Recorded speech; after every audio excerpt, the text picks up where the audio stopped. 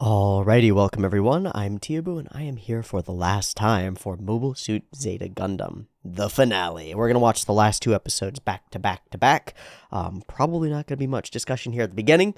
Probably not gonna be much discussion in the middle. I just want to charge through the last two episodes of Zeta Gundam and then let it sink in and percolate and see what happens. I'm gonna leave my schedule for the rest of the day basically open. This might end up being recorded the same way that I often record these, where I'll just record immediately after my thoughts and then stop and then we're done and I'll just edit it and put it up. And I might give myself a little bit more time, a little bit more of a buffer to think about it and let the ending sink in. Because I've noticed over the past weeks and months even that after I finish watching a show, I'll often go outside and like hang out a bit. Sometimes have some cannabis, like talk to a friend maybe, and often that process I come up with new ideas about the show. I see it in a different light, in a different perspective. Just getting out of the space and moving around. So I might want to do some of that and then capture some of it in terms of thought, but I don't know. I'm basically just gonna play it by ear here at the ending. I don't know. I don't know what to expect here at the end of Zeta Gundam. We just had our Rosamia episode that tied up one major loose thread, and as I expressed at the beginning of that episode, there are like a dozen other loose threads that are still left to be tied up, and I don't know how, if we're gonna do any of or all of or any of that stuff. But there's a war on. We're battling for the hearts and minds of the solar system at large. Who will emerge victorious? Will it be our good guys? Or will Kill 'em all Tomino get his, live up to that namesake? I don't know. Can humans really communicate? What's the place of women in a fighting force? Who should be pilots? And why? What does being a pilot mean? What kind of a person should one be? These are the kinds of questions that I think Zeta Gundam does a pretty good job of addressing, and does so against the backdrop of a really powerfully large-scale set of space battles that feels like it one-ups the original Mobile Suit in many ways. It's a cool show. We've been watching it for over a year now, and over the course of that year, it has been central. I think Gundam has been central to a character arc of my own. As I went through some struggles midway through this year, or through this past 12-month period, I went through some serious struggles, physical and mental and psychological and emotional and substance related and all sorts of things. And some of those struggles had to do with an uncertainty of what I wanted to do, and like a dissolution of identity. And that dissolution came to bear in a lot of ways with Gundam because I made some mistakes. More than past the halfway point in the 30s. I made some mistakes. I lost the plot a little bit, like literally lost the plot of the show, but I also lost the plot of like, what am I doing here and what's the point of it? And that led to the whole Gundam Rewind thing, which I think was ill-advised now that I look back at it. That's a mistake to learn from. I think I should have just gone back a couple of episodes and refreshed myself on those events and then gone from there, and not made such a big deal out of it. But I was in a mode where I was making a big deal out of a lot of things, and a lot of those things were kind of a big deal. I was really scared, and I was in a lot of pain, and I was getting like kind of a constant anxiety or panic because my breathing was off, like mechanically. And it's amazing how much of an effect that can have on a human. It like really tore me up. But over these past 12 now episodes or so 3 months, 12 weeks ish, it's been a process of rebuilding, physically and mentally and emotionally and psychologically, and in terms of dedication to the craft that I've dedicated myself to, which is a weird craft. I'm still not sure about it. It's talking about media, like, it still doesn't feel real, you know? doesn't feel like it should work. But it's been a hell of a journey. I mean, I looked back at some of the early thumbnails and the early videos for Zeta Gundam. And hell, I mean, looking back at Mobile Suit Gundam is crazy, because that's years now in the past. But Zeta, even, it's like a totally different person starting that off. And I can see myself like the decline and then bounce back over those thumbnails and over that, and sort of relive it by looking back at it. It's amazing how much of a journey I've gone on as these characters have gone on their own journey. And that's something cool to look at too, like the Teeaboo that was a little over a year ago when I started watching Zeta is a pretty different person from who I am now, but it's still the same person. And I think I'm closer in many ways to that person than I am to the person who I was in the middle when I dropped down. And it's so interesting and useful to have a record of self in that way.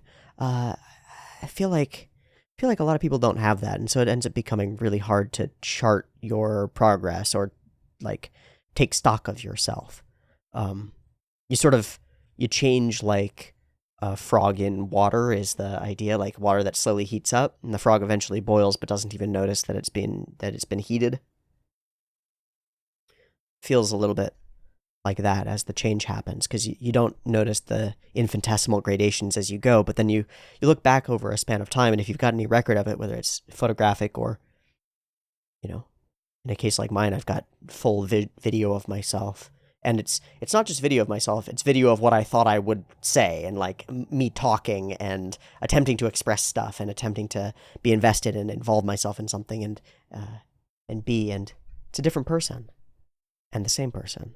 And it's a journey, and it's really interesting to be able to look back at it. It's one of the great boons and the great curses of recording everything, of recording pretty much every day for the last many years now, recording anime almost every day. And recently, the biggest thing in this past month and a couple of weeks, has been just consistency. Getting back on this consistency grind has been really interesting because it solidifies me so much. So very much. And I don't mean to bridge out here and talk about myself at the beginning too much. It's not my intent, sorry. But a lot has happened in Gundam and in the Gundam videos. And so it feels like it's two storylines. And while the Gundam storyline goes off forward into the UC, my storyline goes off forward into the Teeaboo Sea. I don't fucking know what's coming next. I don't know who I'm going to be in a year from now. But this is a part of that journey. It's a part of that charting. And so I would be remiss to not record some of my thoughts about it. This show's been a bit of a struggle. There have been parts of it that I found like weird and hard to watch. And I don't mean like, oh, that's hard to watch, it's gross. It's like, it's off-putting. But parts of it that sort of trudge along. There are elements of the show that feel like they just don't matter, and episodes that feel like they're just sort of thrown out there and don't really have that much to them. But overall, there's been so much of really great interest to me. So much that's been genuinely interesting and evoked cool emotions, and there's something about the way that the characters act in semi like unpredictable, almost naturalistically weird and irrational ways that feels just right. And then this allegorical framing of competition and fighting against between these grand warring ideologies and our characters as these tiny individuals stuck in between it, and yet it's the tiny individuals who make the decisions that alter the course of everything. The betrayals and the lies and the decisions and the switching of sides have huge ramifications. Little moments like Sarah fires the laser, right? And that decision, built as it is out of all of her relationships and all of her fears and all of her loves and all of these things, totally alters the course of history. Just completely alters it. there are a lot of cool elements like that in Zeta Gundam. And so, with all of its flaws, it's ended up being a really cool show that I've been ambivalent toward. I've dreaded watching Zeta, and I'll be honest with that. I've dreaded watching Zeta sometimes. Come to Thursday, and I'm not quite sure what's going on, and it's like, what am I going to contribute to this? Like, I don't necessarily feel like I understand these characters, and the way that Tomino writes them, or the other writing staff write them, I feel like sometimes I don't have a grip on it, and it makes me feel small. It makes me feel like, well, here's this craft that I've dedicated to myself to, which is trying to comprehend and understand and extract value and information and cool things from media and storytelling in order to get a grasp of the way that humans tell stories and the power and importance of the medium and all that jazz. And I'm failing at it. Like, I'm actually failing at it. Like, I'm missing, not just missing little stuff, but like totally misinterpreting major events. And so I've dreaded watching Zeta, and I've punished myself for failures in Zeta. And again, that's the overdrive, or the rewind thing. And then as I've come back to it, I've found real joy in it, and real, like, a real connection to some of these characters, and to the piece itself, and to the way that it's telling its stories, and to the emotional potency of the characters, and the frustration of some of them, and the changes that happen to Kamille as he goes from this sort of resentful little twerp kinda to being a little bit more of a soldier and being a little bit more dedicated, but at the same time, like, it's complex. It's not simply now he puts on the uniform and he's doing the whole thing. It's not like that. It's more complicated, and he's still torn up by it, and he's trying to forge his own path while sacrificing some elements of what he believes to be, like, necessary, and hopefully making the proper sacrifices and the proper choices, and it ends up being a really complicated emotional and moral and philosophical landscape that we land in. And now we have to conclude it somehow. Man. But it's been a hell of a journey for our characters, and I feel like it's been a hell of a journey for me. So I'm really grateful to those of you who've stuck with it, and who've continued to enjoy the videos and the content. I really hope that they've been of value and not just a waste of time. That's something that I really fear, is, like, I know a lot of people use content to waste time. I do.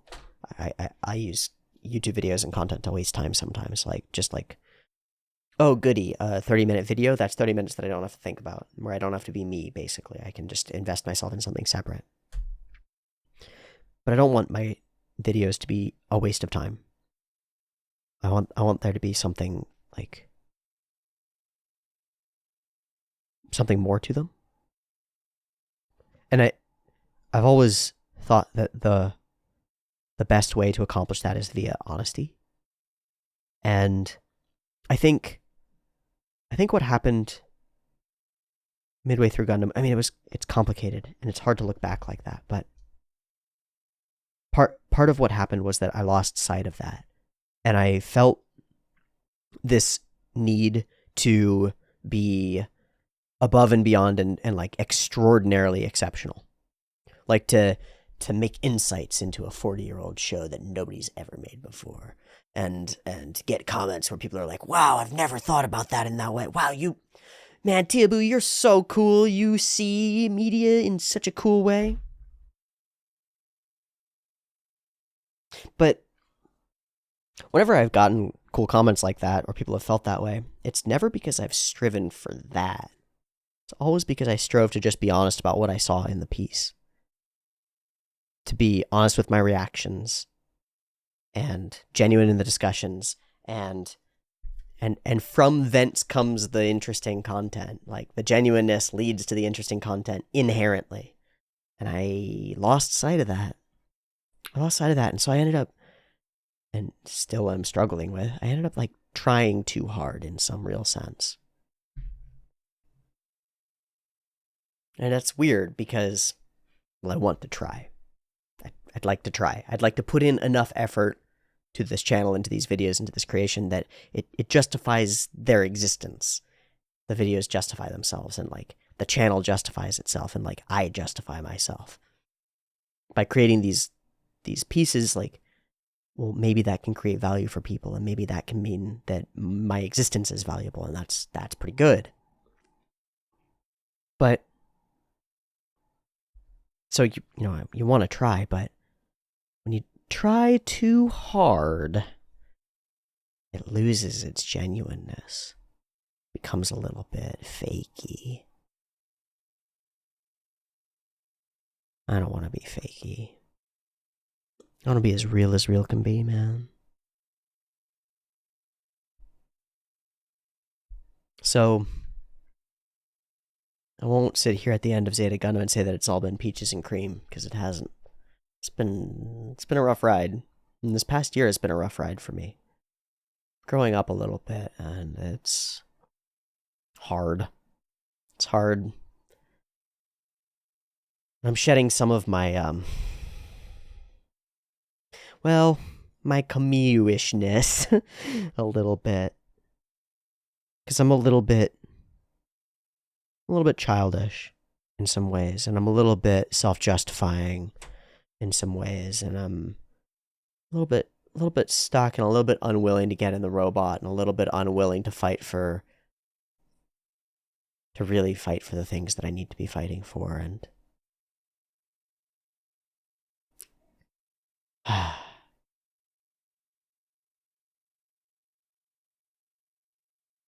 yeah.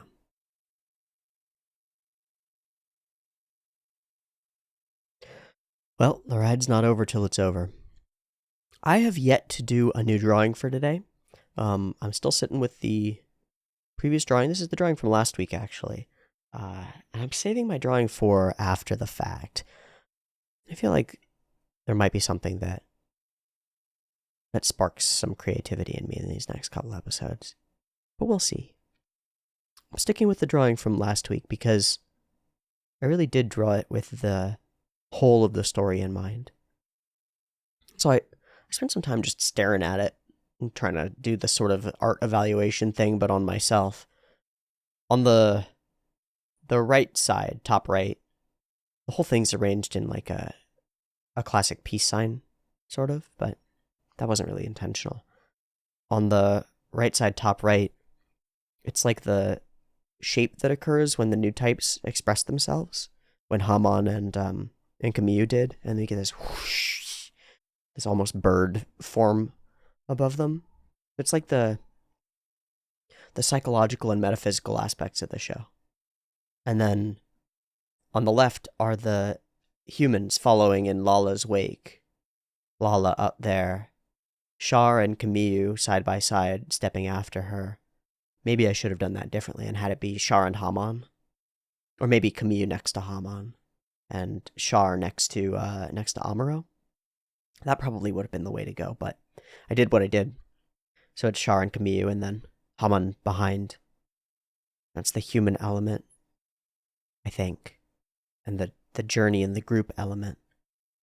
And the goal element, this like ethereal thing that is expressed on the right through that visual expression, but on the left through like a lineage or a passing down or a following in the footsteps of.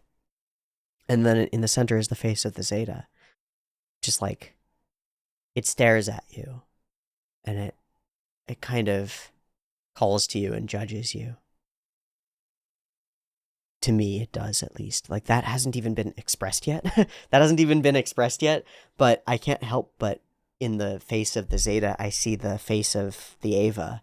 And so I see the scene where where Shinji stands in front of the big Eva face in front of him, and you've got the doctor and you got the two women on either side of him, like staring down at him, like you have to do this, and it's just crushing. The face of the Zeta judge is like that too, but it's like it's something else as well. It's power, and it's mechanical, and it's his own creation, and uh, it's a united a united creation of destiny.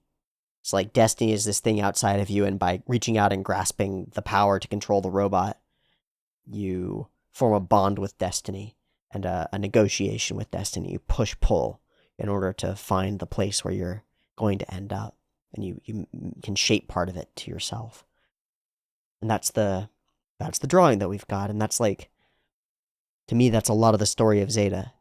Is you've got this like new type influence, this mechanical situation that's battle and quality and like capacity and ability to do the things that you need to do, and the power to protect and all of that stuff. And then there's this lineage and this like set of relationships between humans, and those three things are the structural foundation of Zeta, and everything else sort of branches off from that. So that's the drawing for right now. We'll see what I end up drawing after the episodes are done. I'm giving myself room to blather here at the beginning because I think it's important to get these thoughts out. And to reminisce a little bit, to look backward as we look forward to the next couple of episodes and to the ending. It's cool to reminisce. And that way I don't have to do the reminiscing stuff so much at the end, and I can focus on talking about what happens in the episodes. It's been about a year of Thursdays. A little bit more. Some gaps and some misses in between, but like, it's been a year. 50 episodes. A journey with this kid through all sorts of crazy trauma and getting beat to shit by people and being forced to join the military and having all these battles and watching friends and loved ones die and lots of loved ones die, killing a bunch of Jared's girlfriends. We have to wrap Jared, right? We have to wrap Jared. We gotta have it's the whole show. The whole show has been Jared v. Kamille. And if we don't get a wrap, like a 1v1 for real between your boy and your boy, we're gonna have problems. We have to wrap Jared. We have to wrap Sirocco. I don't know how. Something with Rakoa Yazan. I mean, Rakoa just took out Bask Ohm. Yazan is off ship, so they're out there. Man. How's it gonna go? Our ultimatums are down. Our characters are aimed in the directions they're gonna be aimed. Everything is fated. It's already set. We're experiencing a thing that happened 40 years ago, right? But still, it has yet to happen. What an interesting phenomenon.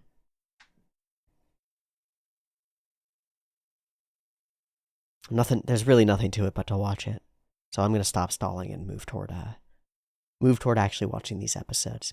So, I've got episode 49 of Mobile Suit Zeta Gundam up and ready to go. It is titled Casualties of War. There will be death in this episode. Who's gonna die? I hope not Kamille. I still think he might die. There have been a bunch of death flags about Kamille, so I wouldn't be surprised if he dies in one of these two episodes. Just saying. Casualties of War is our title. We'll see. We'll see, man. Nothing to it but to do it. Thanks for joining me once more for Mobile Suit Zeta Gundam. Out the airlock! I've got episode 49 up and ready to go. It's 0 seconds. There will be 2 versions, picture-in-picture in the description, timer on YouTube, beep beep timer to count you down. Let's get into it.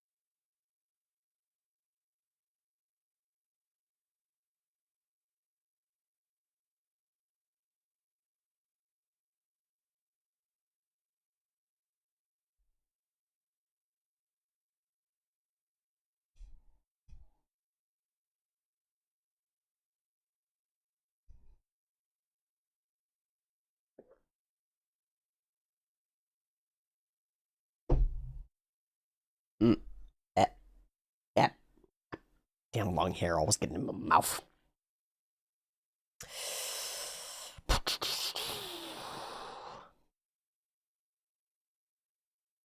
Groovy.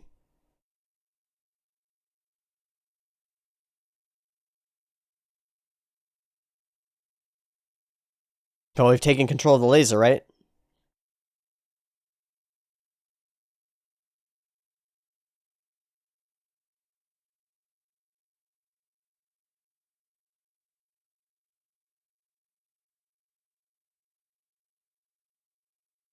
Okay.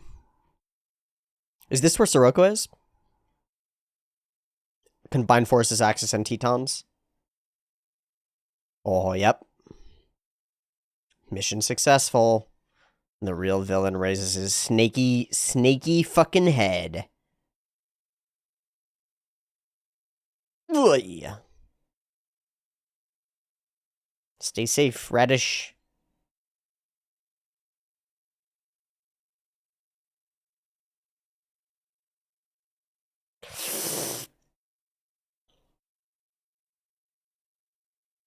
Let's go, Argama.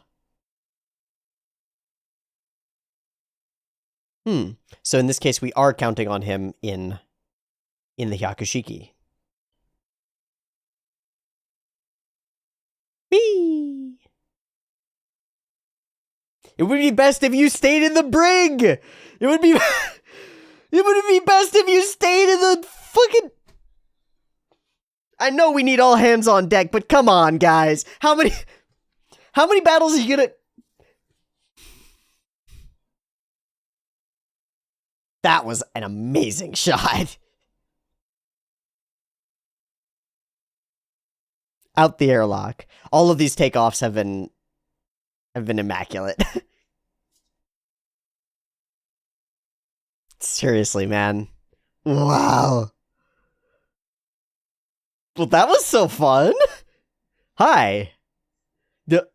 Yeah. What? What? Fuck. Well, I guess we're 1v1ing. I asked for it, didn't I? I'm gonna go this way. Fucking cats.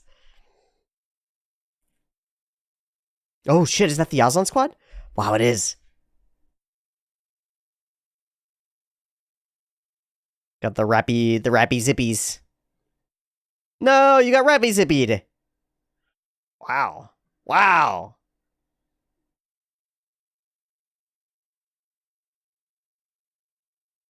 Oh, chop the line. Nice. Let's go, cats.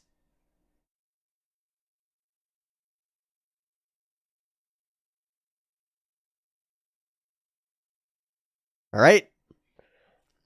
Really music light, huh?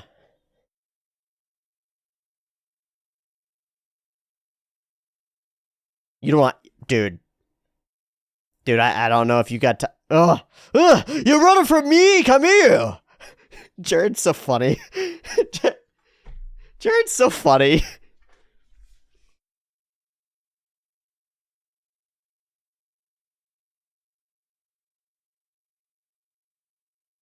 Hit the brakes! Oh.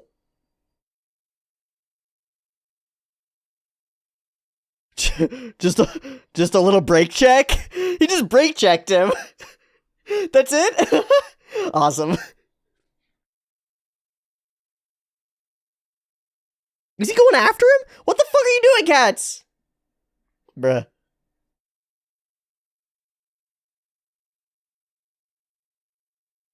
Bruh. Whoa! Was that... No, okay. It was Ramesses!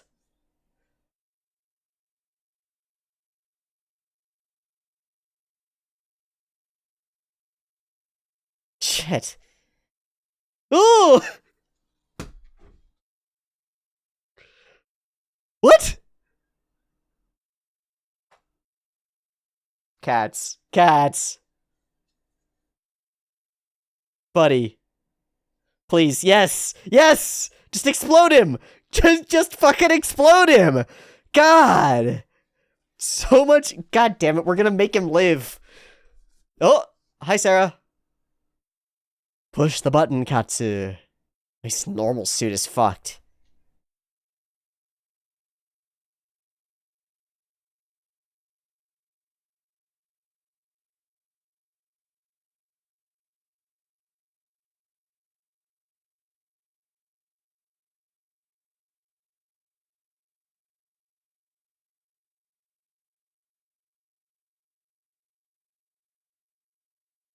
If you die right now.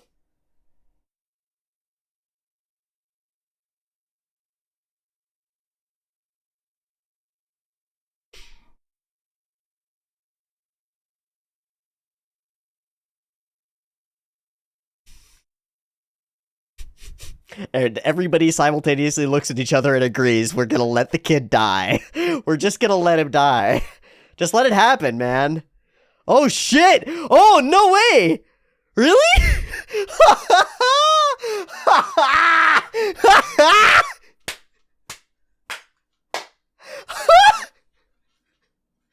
Ridiculous. I'm so sorry. I'm so sorry to people who are actually emotionally invested in cats here. I think that's so funny.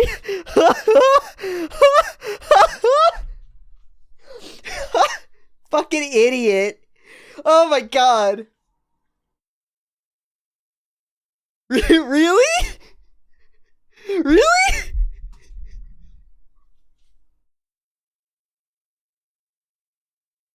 Oh. Oh. No way! Cats is Obi-Waning it.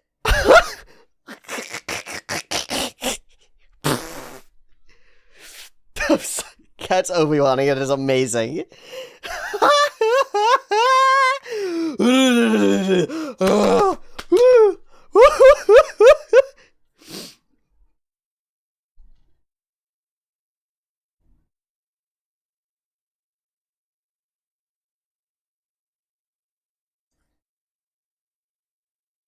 Yeah, you love her too.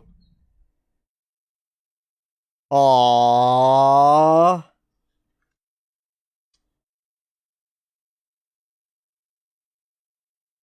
Man, Yazan being just really, really dangerous and villainous is great. Wow, those were cool. Hello.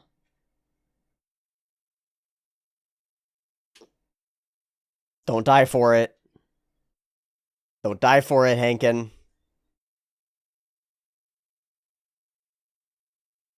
That's what I'm worried about. The hand-drawn lines are really cool.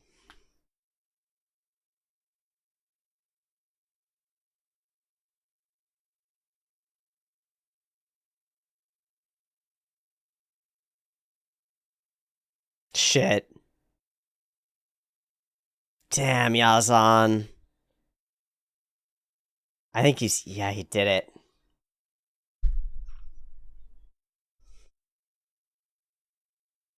That sucks. And we had the romance built... Ah, you brutal. We get a cackling evil laugh from Yazan. What the fuck? You're still fighting Jared, dude.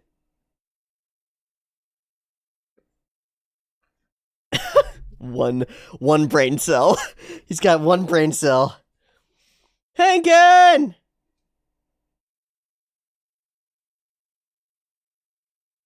My love! Hankin! You got a helmet?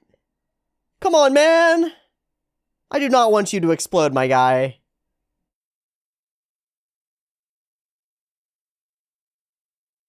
Oh, here we go.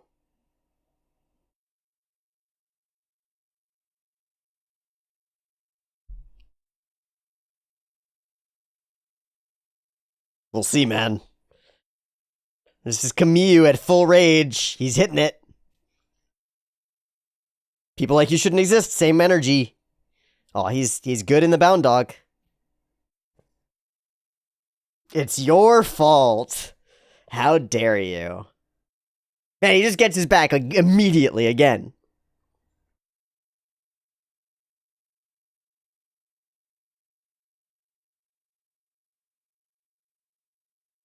I'll grant your wish.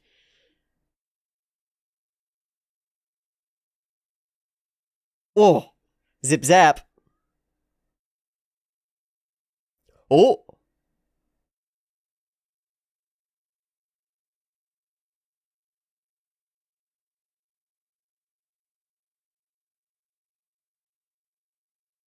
You're my best friend? I don't think he's your best friend. Holy shit, the radish! Fuck! Talk about a... Yeah, just like Amuro. Amuro shades. Yeah. Oh, dude, Hankins, that sucks. That's hilarious. I'm so happy. I'm so... Oh, man. Man, oh, man.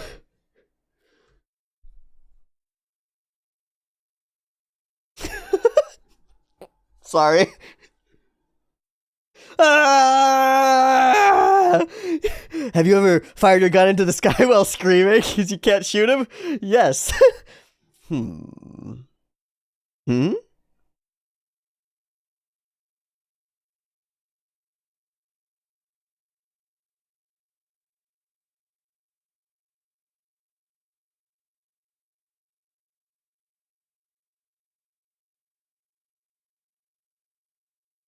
That's a framing. And you could be that someone, Rakoa? What?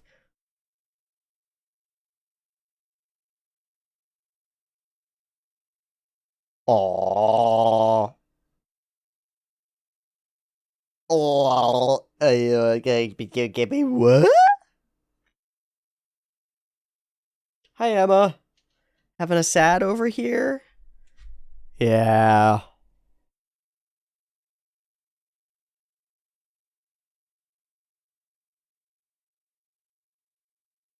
Oh. Hello.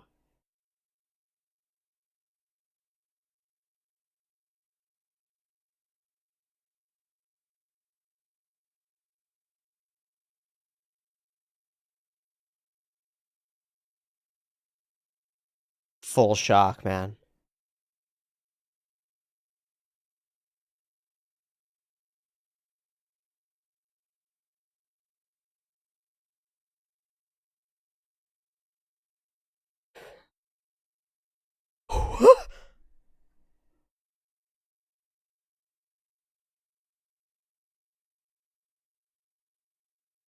Bro! You're the one supposed to be making sure she's okay. Not popping your fucking visor. Holy shit, he's out of his gourd. That's foreshadowing. Again, foreshadowing.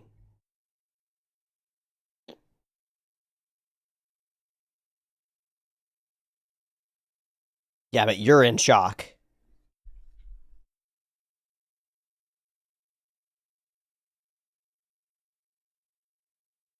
Cool.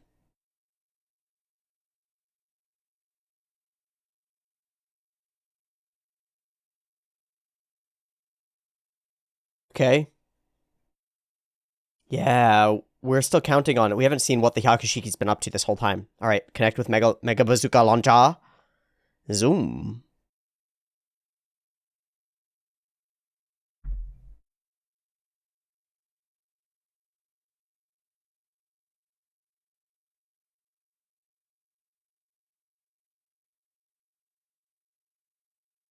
This is the final battle, man. No time to rest.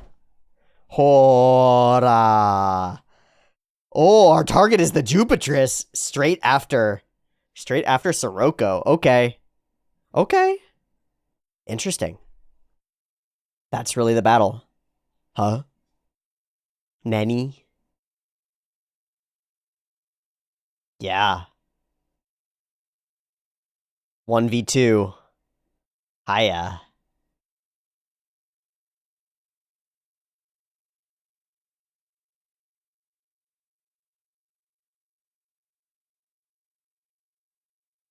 Lancha. Did he use it for that? Yes, he did. And Kamille's here too. 2, 2, and 1. Oh boy. We're in it. Now we're in it. Hi. No holding back this time, man. Oh.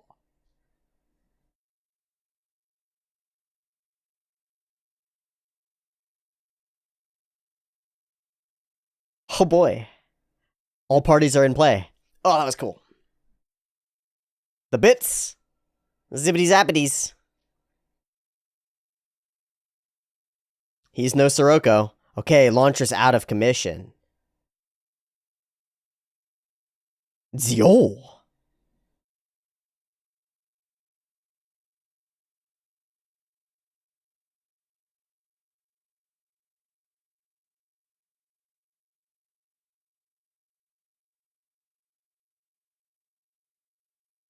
Ends up Kamille, Yazan, Rakoa, Zio, Hamon. God damn, so many suits. Yes, it is. What are you gonna do? Oh. Oh. Weird. I guess I completely misinterpreted their relationship this whole time. Catch is dead, you know? I know! I'm so thrilled. Oh no! You got flippy zappy whippied. Oh!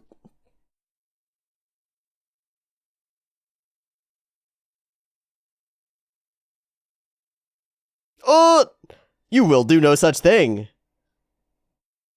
Oh. Hi, Emma. How many Gundams are there? Fuck!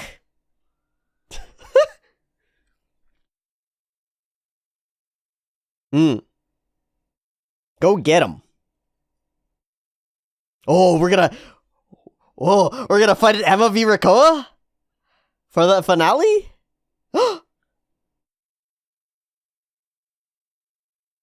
Don't you feel anything? You're so out of touch. You're so out of touch. Except for you.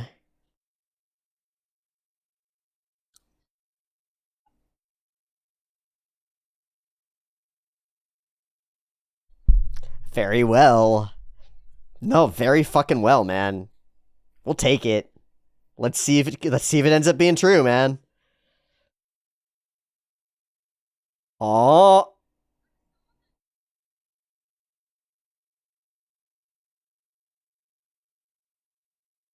She got it though. You're being based on the definitions we've got. You're doing it too much. Wow.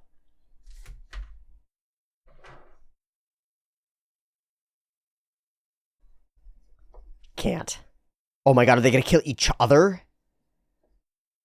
True tragedy?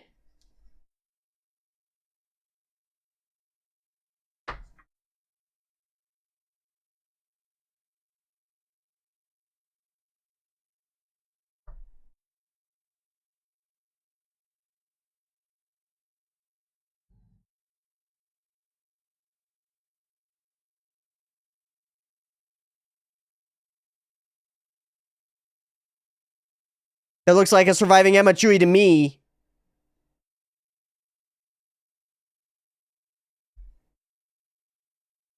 You?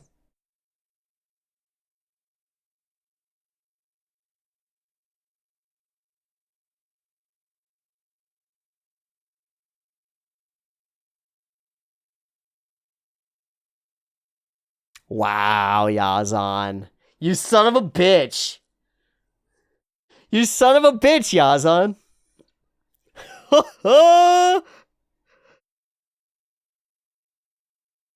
Oh, vibes. What? Just blocked a zip. What? Oriwa, nani?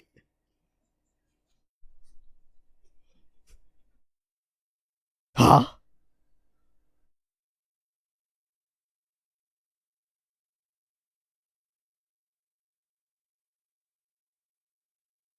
Murder bad?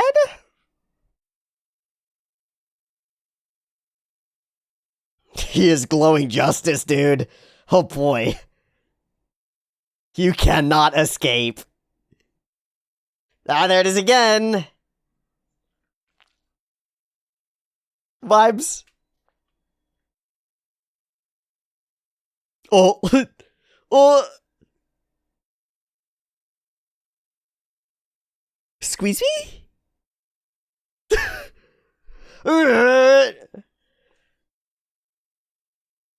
Extendo beam. Oh, he popped out. Motherfucker, I saw that orb pop out of the center. Is that a human containing orb, or is he dead? Man, another cool angle. There's one when Emma like took off. Thwack. Oh. Hi, Emma. Okay. Yeah, good. Okay. Yeah.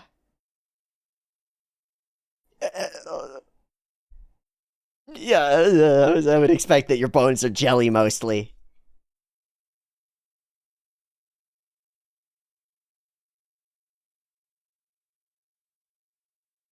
Nuts. Nuts. Is that bringing us toward end? Wow. Yeah. Woo! Woo-hoo! Hola la la la la. Hora, hora, hora, hora, hora. Oh my god. Casualties of war, indeed. I got really scared there for a second that they had actually fully stabbed each other, and we're gonna do a full double layer tragedy where Rakoa and Emma kill each other. That would have been super double juicy. As it is, like, I guess I fully misinterpreted Yazan and Rakoa's relationship. Alright. He ends up shooting Rakoa. Fucking Yazan. Yazan being a wild card, just running around fighting people throughout this battle. I mean, Bascom, who he was fighting for, is just gone. Amazing. Please. I guess he was fighting for Sirocco the whole time anyway, but like, damn. Damn, dog.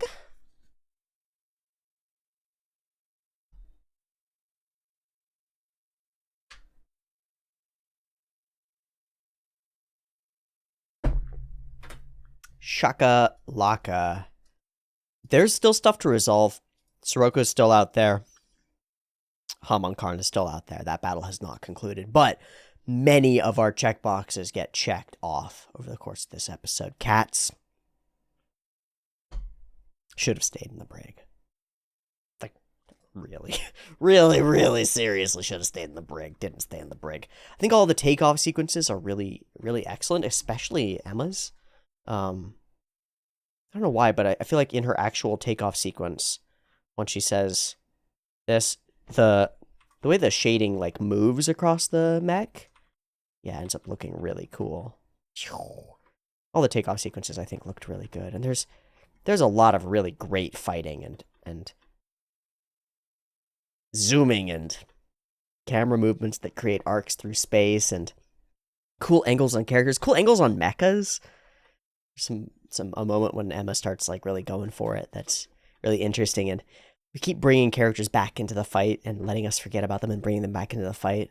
The way that we have that Yazan looming over the shoulder at one point, or Jared reappearing and grabbing a hold of Kamille, ends up being really full of moving parts. Is how this battle feels to me, and full of like interesting silly things like Cat's brake checking the Hambrabi, just hit the brakes for a bit and force a dink.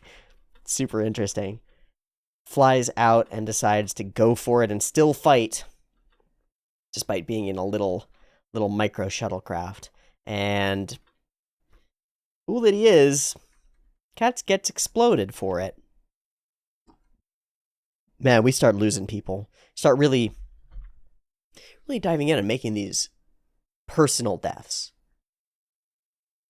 Each of them is personal to somebody. Every loss of life that happens in this battle hurts somebody and like makes the person who they're connected to enraged and more desirous of more murder. Like, it just keeps compounding on itself. It ends up being a microcosm of the whole blood for blood, eye for an eye thing that's been going on, at least between Jared and Kamille since the very beginning, right?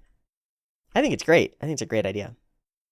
I also think that a lot of these scenes of stuff moving through space are really great throughout this episode. Cat's darting around in the little ship and gloating it's cute and it feels right. You're not gonna hit me with those shots. Oh my god, a giant asteroid! And he full hits the asteroid, gets dinged, flies out of control, and is dying. Gets to connect to Sarah here in that moment. You've made me glad to meet you. Will I meet you once again? Yeah, right now. Right now, dude. And everybody feels it. Everybody feels it, including Rikoa. And he dives in, hits a derelict ship. We get one of the most expressive shots in Zeta Gundam so far. It's so small and it's so bam. Perfectly dead center. The world closing in on Emma as she sees this happen. It's really nice. It's really nice. You know what else is nice? Katz is dead. He's fucking dead. Yeah. Woo! Woohoo! I'm sorry, folks. I've made it no secret that I've been pretty pissed at Katz for a while. He keeps fucking shit up. Every time. Every time. They keep putting him in situations where they're like, we're not letting Katz out of the ship ever again. Oh, look, Katz got out. Well, I guess that's fine. What's the worst that could happen? Well, maybe he'll die and make everybody else act like fools because they cared about him. God damn it, Katz. I think Yazan just becoming a monster. Like, he becomes a monster in this episode. He's always been just out here to fight, out here to do his thing for his own reasons. Doesn't really care about the morals of the situation. Just getting it done, wants to fight. You put a person like that in an emotionally charged circumstance like this, and he becomes a real monster on every front. It's not like Hamon Karn where it's like, well, she's got a specific dedicated goal, or Soroka where it's like, he's got a specific dedicated goal. They're fighting for a reason. It might be a cause that we disagree with, but it's a reason. Yazan's just flying around picking off pot shots, like taking out whoever he can. He's like a wolf among sheep. Your turn. I like these little square cut-ins, dead center in frame. They're very different in terms of their emotional content than the angled cut-ins that we often get. They're really interesting. It's like stock still. It's static. Really cool. Laser blast, boom. Yazan blasts, boom. And Emma v. Yazan is pretty great. No, I didn't get him. This appearance behind. Whoop. Hello. Oh my, one more. And his face is contorted into this really monstrous, like, asymmetrical. His teeth are wrong. His eyes are crooked. He's a mask of evil. Fascinating. And it's Katz who Obi-Wans it.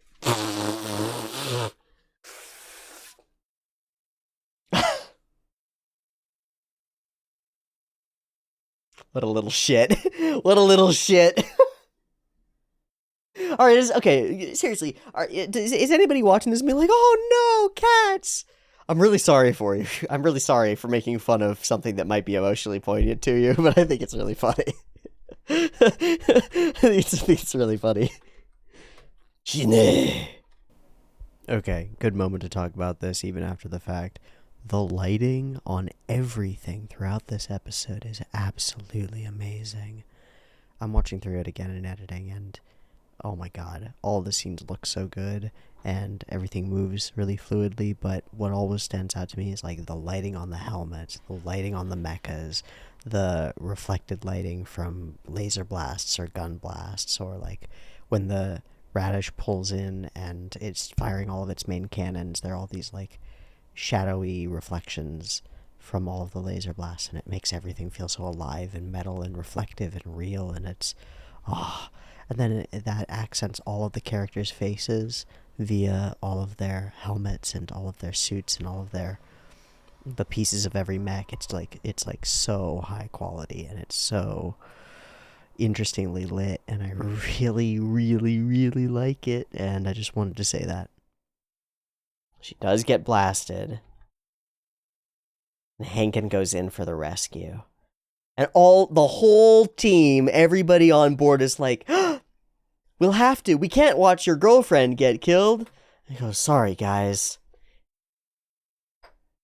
Because it is for him. And he'll die for it. Oh, this is nice and tragic. That's really nice and tragic. Put Emma in a real star. Again, he's a contorted mask of evil. So great. This big sweep around. Wow. I really like the way that the explosions look. I like the curved lines of light amongst this. It just looks really cool to me.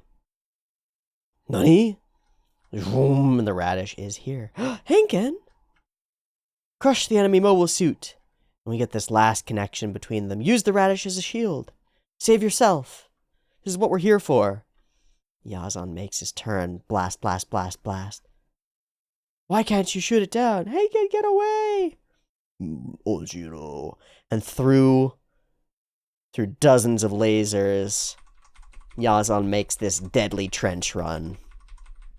Fires his beams and takes the radish down. It's so potent. It's so different from how far away we are from Bask. It's got a real human character to this death sequence. It's really unfortunate because it feels like if he could only get a normal suit helm on, he'd be okay. Yazan cackles in evil glee, and we get a really high fidelity image of the Hammurabi as he goes by. And everybody feels it. So many people, all of them dying. So many people. Everyone's dying. It's all horrible. And that's when Jared decides to show up and be like, hey, Kamille, you want to finish our 1v1 that we've been doing for the last couple of years? Really? Not the time, man. I think the art style for Hankin's last moments is excellent. And of course, as he watches, he turns to see if Emma Chui can get free. He's got one focus.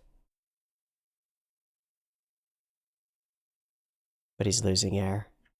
And so she sees him as he dies. She watches. Whether she knows it completely or not, he sacrifices himself for her.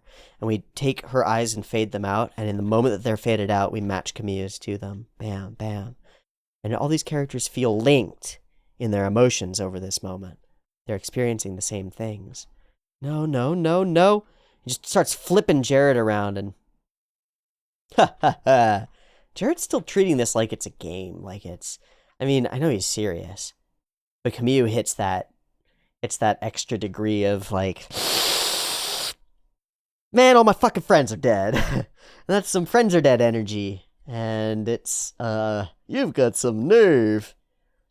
No, it's people like you that keep the war going. It would be better if you would just disappear. You don't deserve to live. And Jared's line back is just right. Just right. You've got some nerve saying that. It was you who urged me to fight in the first place. You caused this. Man, from the very first moments, it's been Kamille and Jared, hasn't it? Since he accidentally new type heard him think, that's a girl's name in his head, and Kamille runs up and punches him, we set this in motion. All the way back then.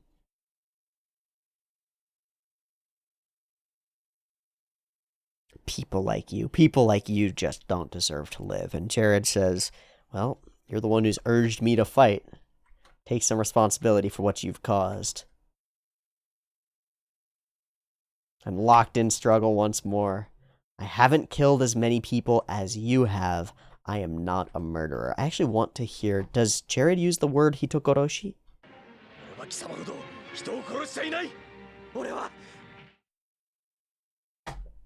I've murdered less people than you. I am not a murderer, fundamentally. That's interesting. The characterization of the deaths that I have caused has not been murder, ever. Well...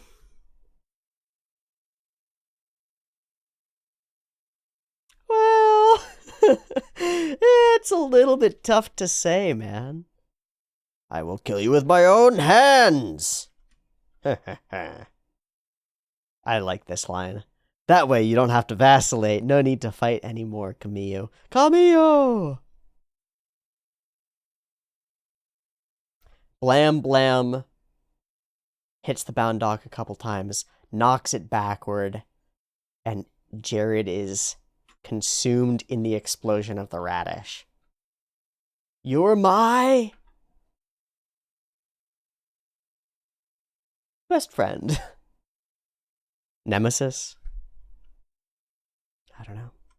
It's a hell of an explosion, and it's a sad moment. Victory marred by pure defeat. It's great. Everyone's dying. All dying in this way. It's all just, oh man, what's so fun about it? This is not good. Who's going to be happy about this? And he blasts his gun up into the sky, screaming. Somebody watched shit, which it's Bad Boys 2. Somebody watched Bad Boys 2. For sure. Vibes. I can't stand this sensation, he says. And it's not the death of people. It's the people fighting driven only by their raw emotions. How base. How animal of them. Ugh. No human decency in people.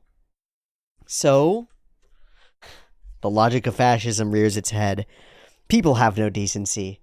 They need to be led properly. What we need is a proper absolute ruler, someone with an iron fist who can hold these scrambling masses of foolish, emotion-driven fools and drive them in the right direction.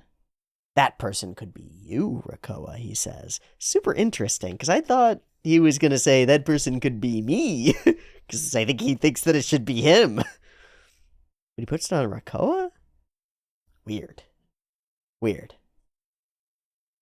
I do like this. I think it's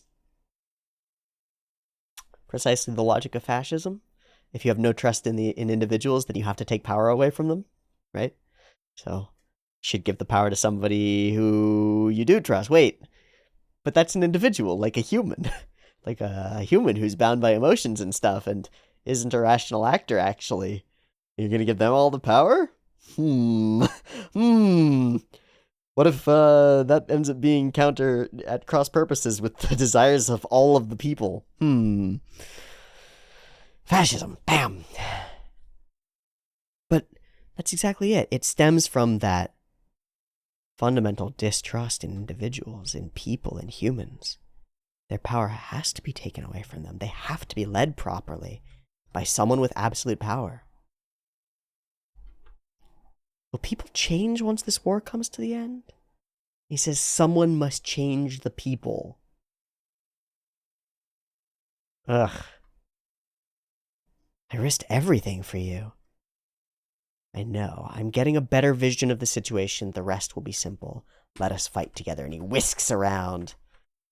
Hop in the mechas, and out we go into battle. This hurts. It's the same framing as the little square frames that we had before. Emma just overwhelmed, shattered, shocked, lost, phased out. It's bad. Kamille shows up and communicates and, "Are you okay?" She expresses herself. He shakes her. "We won't let them get away with this. We must put an end to this. Unless we do, it would be too stifling to live in space or anywhere people live." So this, to me, flies in the face of the conversation that we had a long time ago, not a long time, but multiple episodes ago with Sarah, where he's like, if you die, we lose everything. This frames things differently. If we don't succeed, it won't be worthwhile to live in space, right? More important than life or death is making sure that space itself is free of this kind of war and conflict and bullshit where people are dying like this. It invades everything, it pervades everything, and it destroys everything. And as he says that, he reaches up and he pushes the button on the side of his visor. And is opened to space. Unconsciously. He doesn't even seem aware that he's done it. Suicidal? But it's not like he ideated suicide there or thought that he was doing this. It's weird. It's like it's his instinct to try to talk to somebody or connect to them, to remove the barriers between him and them. Because the face shields are always a barrier.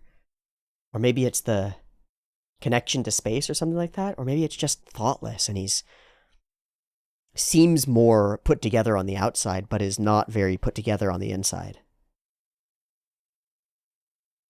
You know, the action belies his actual mental state. I don't know, man. I don't know how to read this. Do you realize what you just did? And he doesn't even address it. Let's return to the argument. Kamille! What the hell?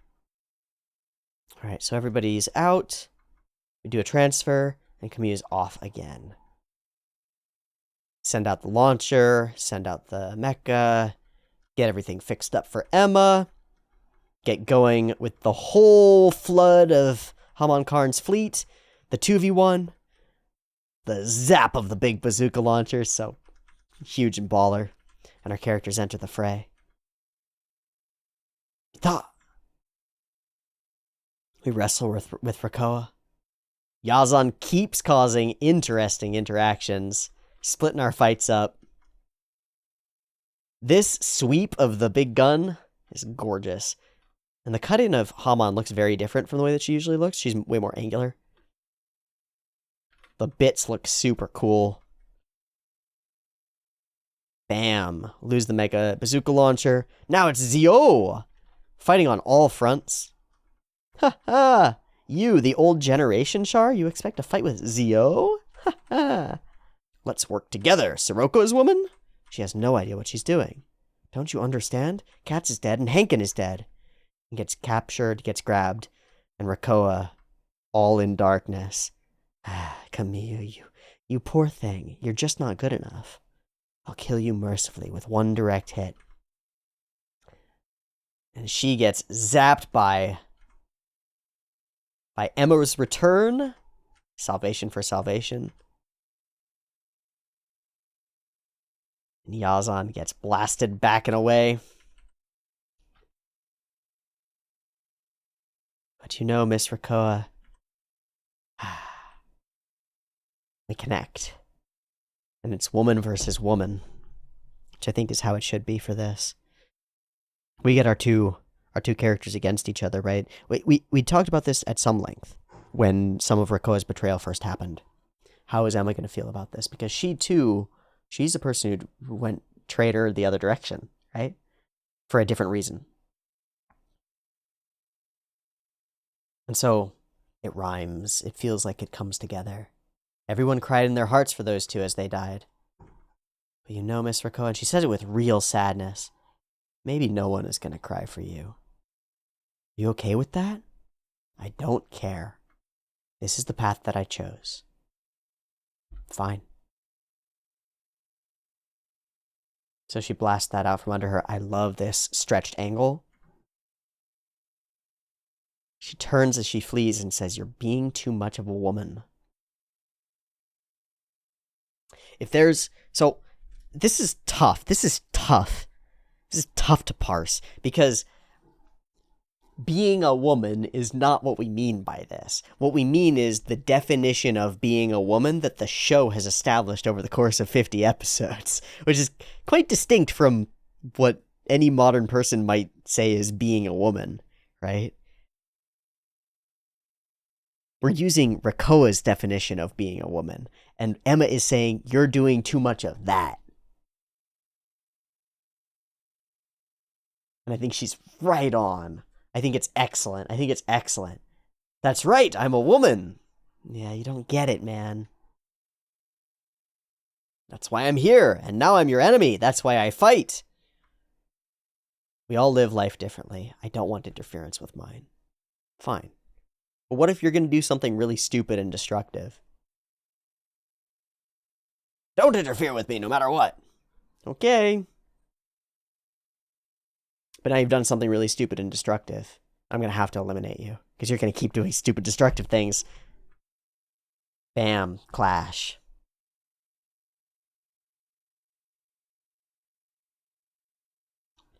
Pull blades in the midst of a mega color swap.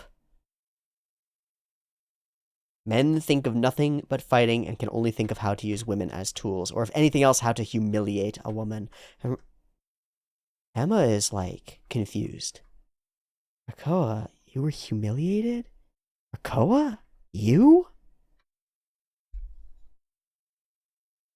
What do you mean? So twisted. How much of it is new type mind poisoning? I don't know. Miss Rakoa. Lieutenant Emma. It explodes. No chance to get Rakoa, and she gets blasted back. Ah, Zeta, you're not getting away. Son of a bitch, don't you get it? People are fucking dying. This isn't for fucking fun. And Kamille emits a strange pink aura and says, lives. Lives are power, and lives are what's supporting space. So to lose those lives, that's a terrible thing. Which I think translates to, murder is bad. Yazan, don't you get it? Murder is bad. Huh? I don't know what he means by lives are supporting space. I do like the idea that Kamille is like, I'm not doing this for fun. I want this to end. I really would like this to end. I want this over. And so I'm going to express whatever power I have to express in order to cut it out. And it turns into, guys like you are nothing but trash. Guys like you shouldn't be allowed to live. I think he's right on the Yazan front. I mean, what has Yazan been doing this whole battle? He's been flying around cackling as he murders people. Doesn't seem to care who it is. He's just happy to cause death. And that's who Yazan has been the whole time. He's not even a blood knight who's like, a good battle. He's like, great, I got to go out, fly my piloting, and kill a bunch of people. That's what I want. That's all I want. I'm a violent, angry, evil murderer. That's what I do. Guys like you shouldn't be allowed to live, but we have a risk here. It's always the same risk. Always, always, always, always the same risk. You risk doing the same. Becoming the monster to kill the monster, man. That light, a barrier? It's got a real sense of like inevitability. Coming for you. It's cool. I don't know what the fuck the beam out of his head is or the sound effect that comes along with it. But Kamille is full zoned in, new type powered up, whips back, and with a beam saber that should not be as long as it is, extends it out to an infinite distance and slices Yazan's mech into pieces. Hambrabi no more. I feel like that was an ejection. It looked like one. Maybe not. It's a crazy explosion. This is a crazy explosion. Look at this shit. Nuts. Captures a machine. Where does it hurt? All over. And on the inside. We slowly return to a darkened white base. Having lost the radish, having eliminated Yazan and eliminated Jared, now Char is out there fighting with Sirocco, fighting with Haman Karn. Truly battling for control over the solar system now. That three-way battle determines the fate of everything, doesn't it? In some real sense. Maybe they'll kill each other. That would be nice. Okay. So, that was an episode. We got one more. And it's titled Riders in the Sky. Skies, which is Camille's theme.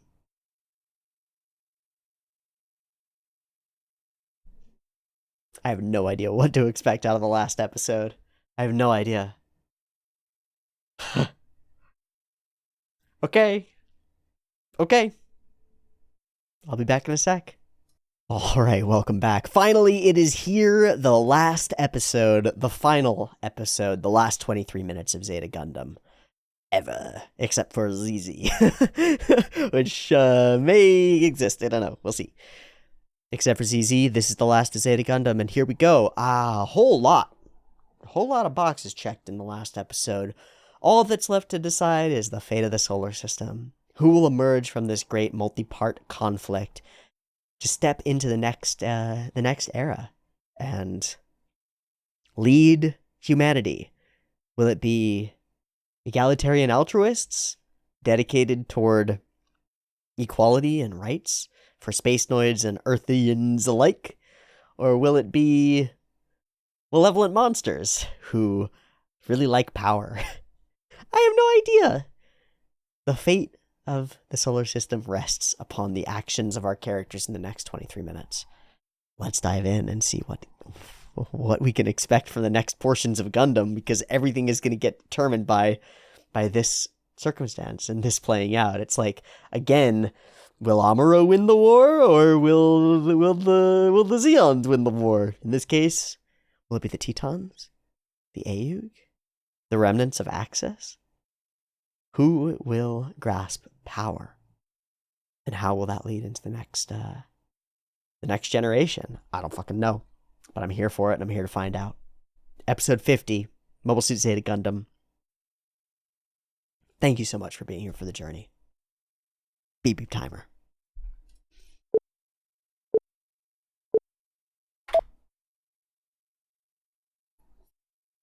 Last time with this OP. She's a beaut. Whew.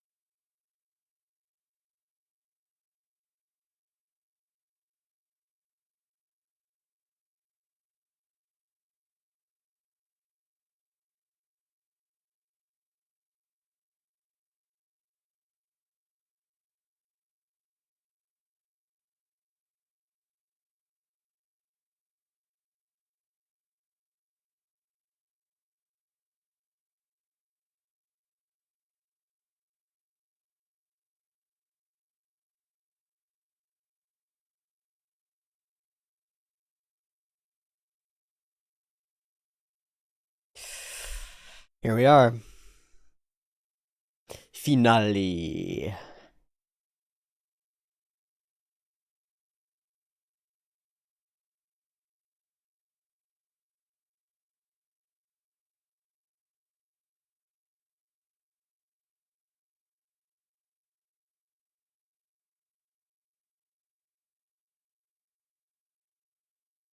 Hi, guys.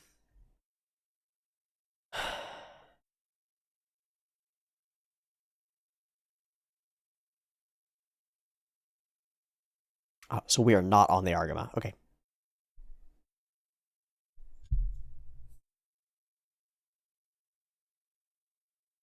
What? Huh? What? What? You're not fucking Led Zeppeli. Oh, what? What?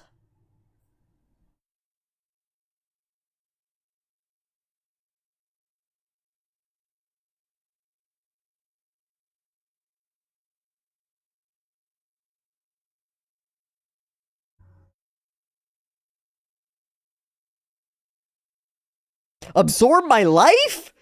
That's new. That's kind of new. What the fuck?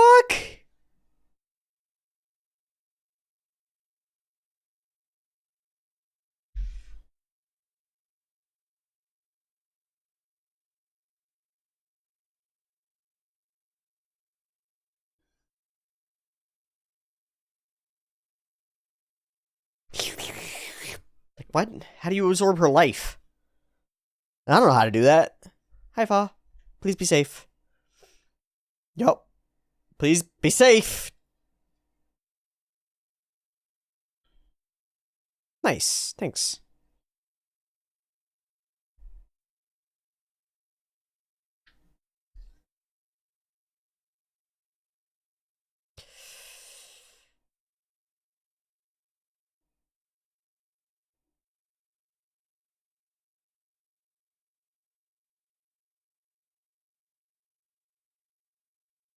Hmm.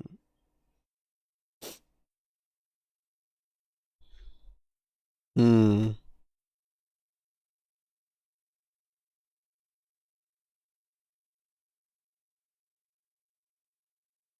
The fight. Yes, the fight. Yeah. 1-1-1. 3 powerful. Yep. Well, 2 powerful new types and Char.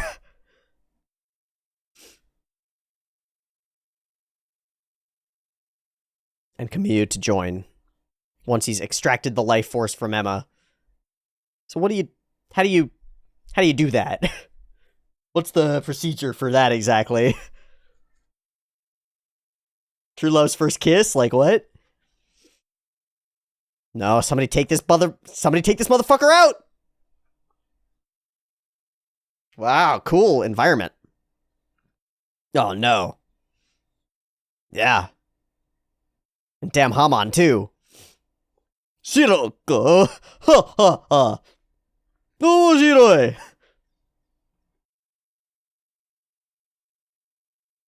You better stop him then. This is cool.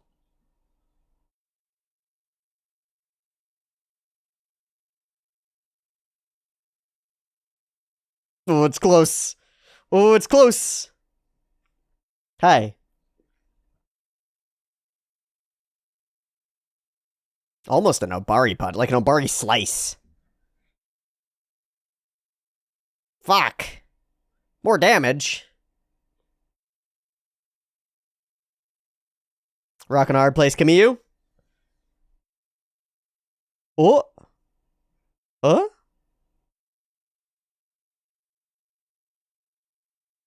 No. Why would I ever? Yeah, whatever, Soroko. Wannabes, huh? Alright.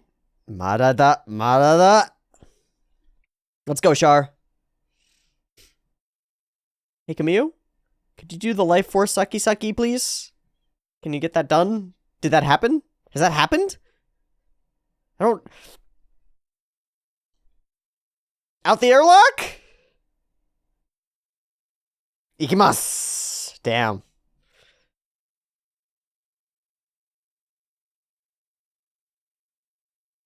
Okay. Shane. Ooh, on foot, the classic. Alona. Stealing my glory? How dare? How dare she? Wow, they both love each other. Just get a room, you two.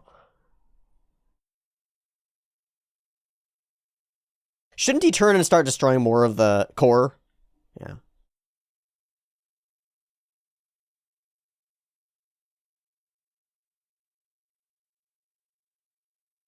Damn, right.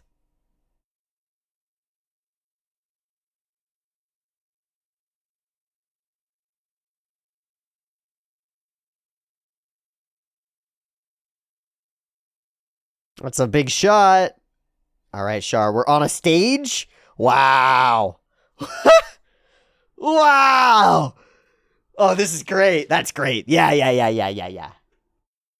Floating there, man. Quite the actor, Char. Yeah, let's talk. Ha ha ha ha. Yeah, it's perfect that they end up in a theater. This is great.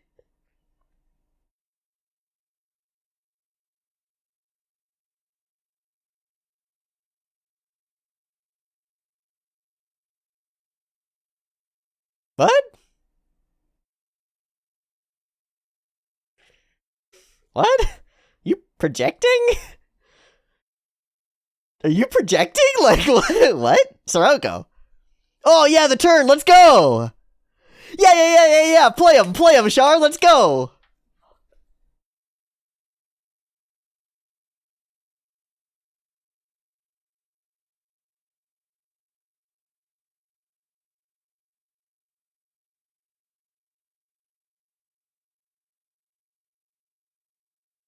The inevitable is inevitable.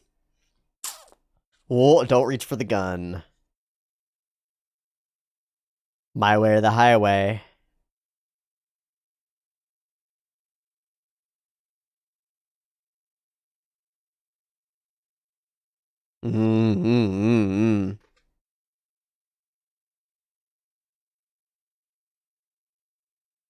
Hi! 4 actors, baby! Not 3. Wow, wow, wow, wow. New type vibes. Oh, yeah, let's get at it. Let's get after it, kids. Let's get after it. We got some power. Hi. No.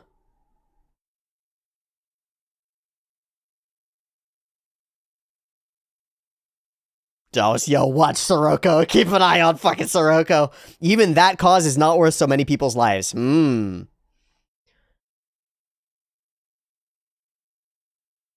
There are limits.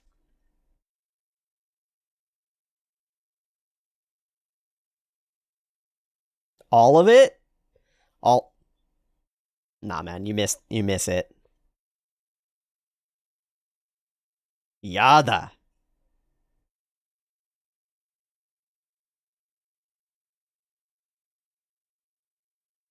Oh! Oh! Oh, shit! Oh, 5 players! Wow! All the world's a stage.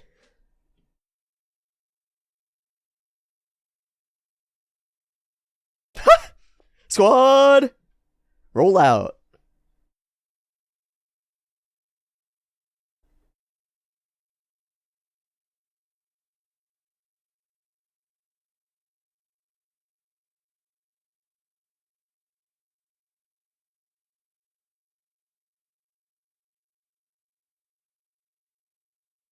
Are they all aboard the Yakushiki? Where are the others? They've got to have the other 2 mechas here too, right?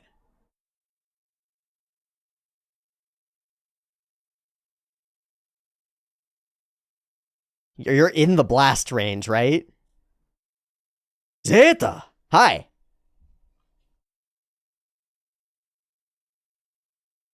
Yeah, we got a GTFO.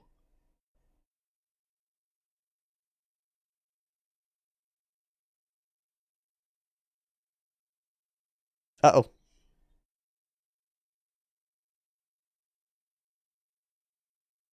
Uh-huh? Yeah, if you fire right now, your boys are in the range. Yeah. We can't stand by! Aw, dude, I love Bright's instincts. Demo Kamille ga. Dude, Kamille might lose. We might lose Kamille in this. That I would believe. One of us has to stay behind. Ooh, we could do a self-sacrifice. I feel it. I feel it. I've been vibing off of Kamille dying in these last couple episodes for a while. I want to be wrong, though. I want to be wrong. I would like to be wrong.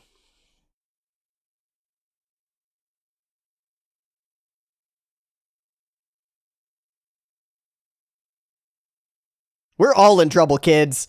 We're all fucking in trouble, kids.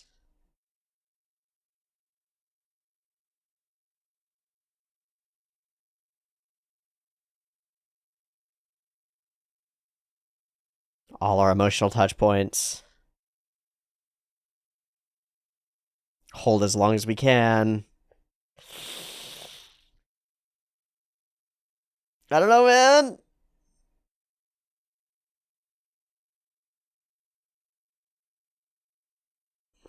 Yeah.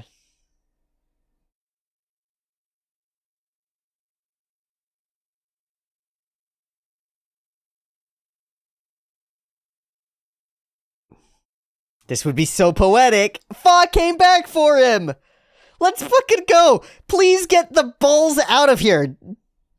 Get humans. Oh, Shark came back too. Hi, guys. Yes, let's. Yes, let's.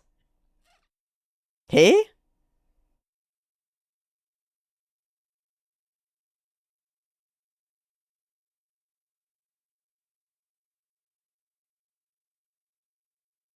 Hmm.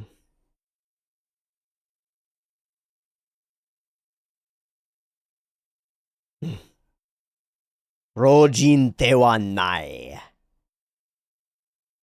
Zip, zip, zap. It's the youth that will. Are they still in there? Are Haman and Sirocco still in there in any way, shape, or form? Thank you, Emma. Take my power. Zing! Oh, that is gorgeous. Oh, Eh? Was that Gaddy Captain? No, Gaddy Captain survived until now? Gaddy Captain! No, they didn't get caught up in the blast completely, but Mazuina. We're on the back foot and on the back foot. It might.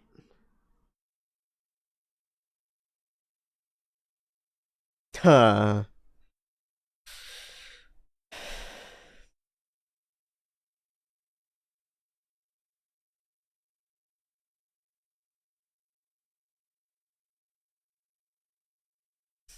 This is all she experiences of it. That's all she experiences of it. A fierce battle indeed. Oh, the zippity zappity. Yeah, okay.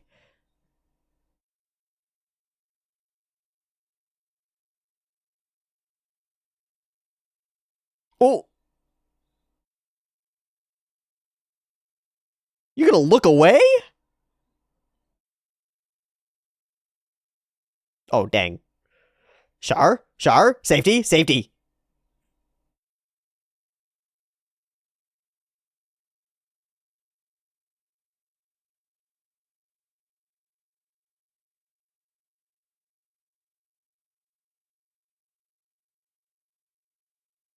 Alright.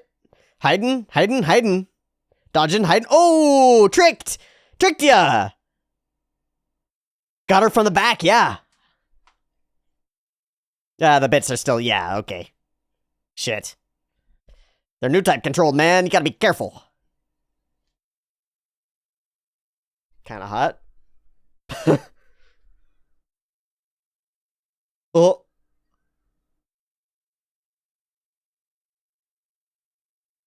Oh! You got oopsied. Oh, shit! Down with the ship? No way. No way. No, I don't buy it. I don't buy it. Look, man, I've seen that guy come out of some situations. We didn't get a big mega vibe. Oh, we just got a vibe. Oh, never mind. That was a Sirocco vibe. And our two new types, our foils, square off, finally.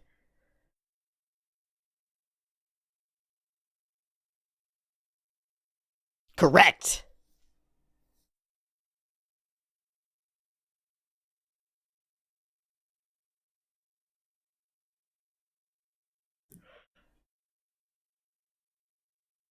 He is ascending, dude. Oh, there goes the... Must not be allowed to live.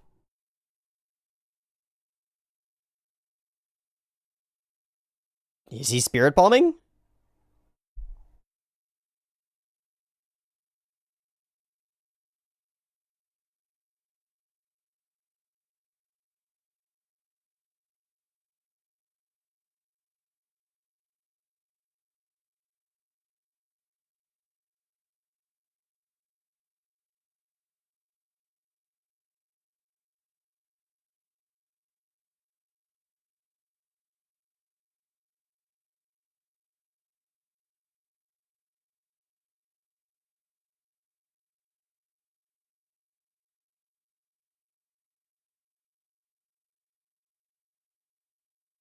What?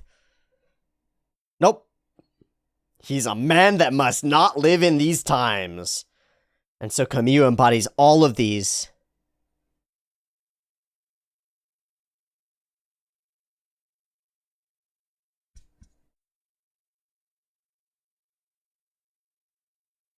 I'll feel feels, dude.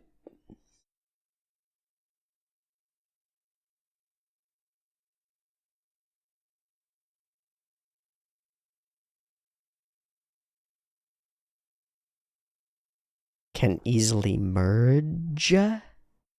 Oh, he is spirit bombing.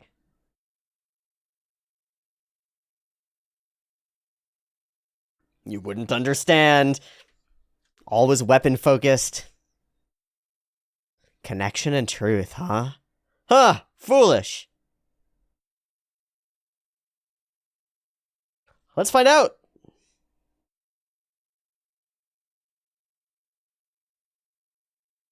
The power of the Zeta Gundam.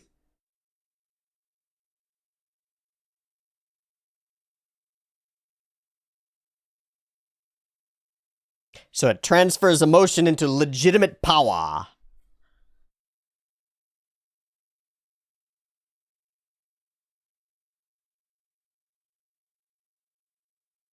Nope. Yo! Yo! Disappear from here, but his shatters.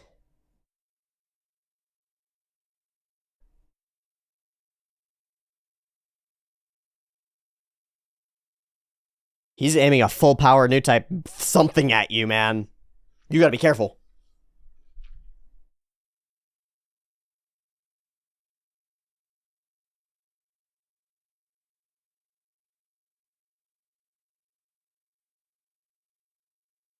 He was knocked back away from it. He should be safe unless something weird has happened. All right, Fa goes and catches him. Man, the role of women in this episode has been super interesting. Shattered mask, and he's alive. Huh?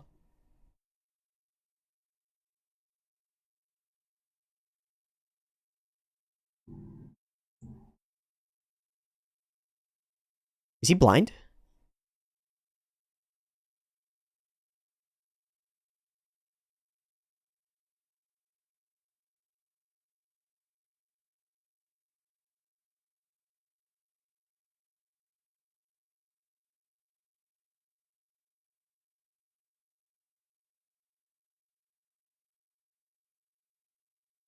Do not pop your cockpit. Do not pop the cockpit. What the fuck has happened?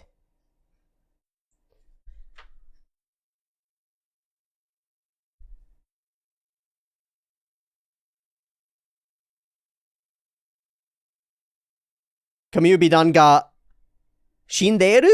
Like what?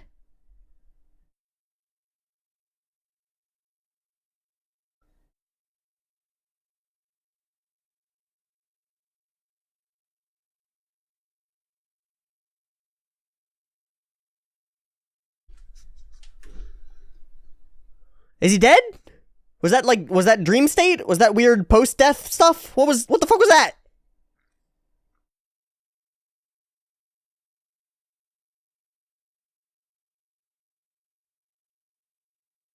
We get the song. Yeah. Bruh.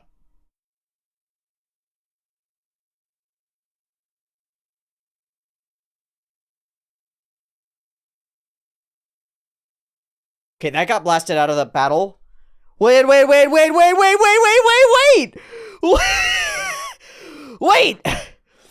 what? Wait, what? I don't understand. What? What?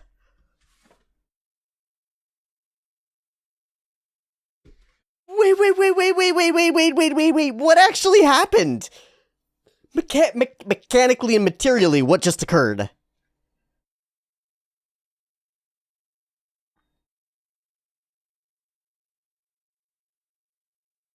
I think he died. He died there. I think that's what happened. Maybe I'm wrong. What the fuck?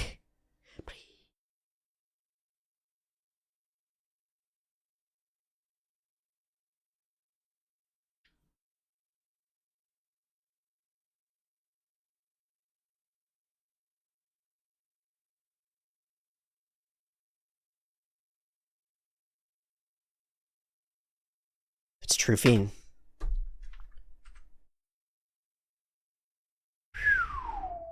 Okay, wait. What?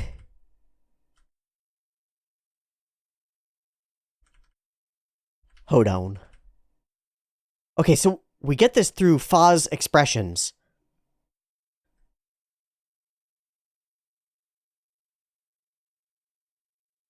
In our last moment, Sirocco says, "I'll take your soul with me." Reaches down. Kamille is shattered. His lens is shattered.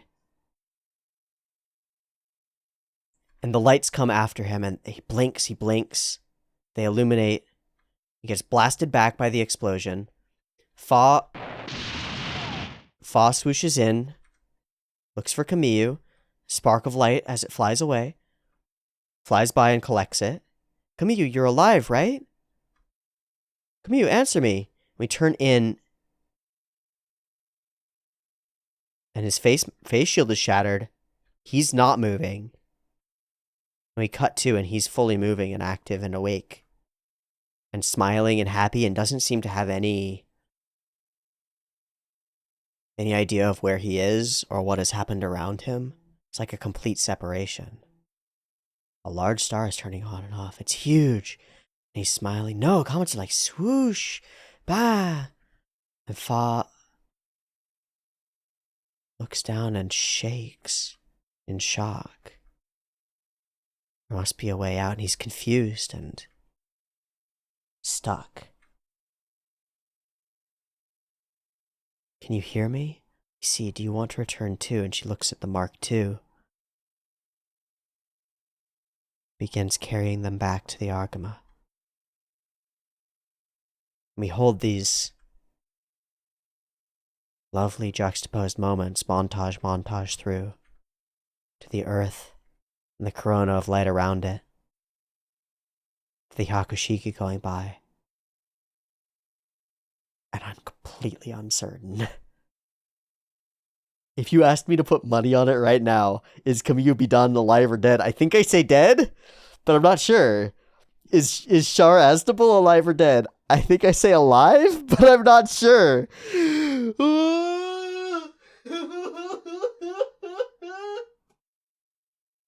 All I want is closure. All I want is closure. Oh. Gibbity goo.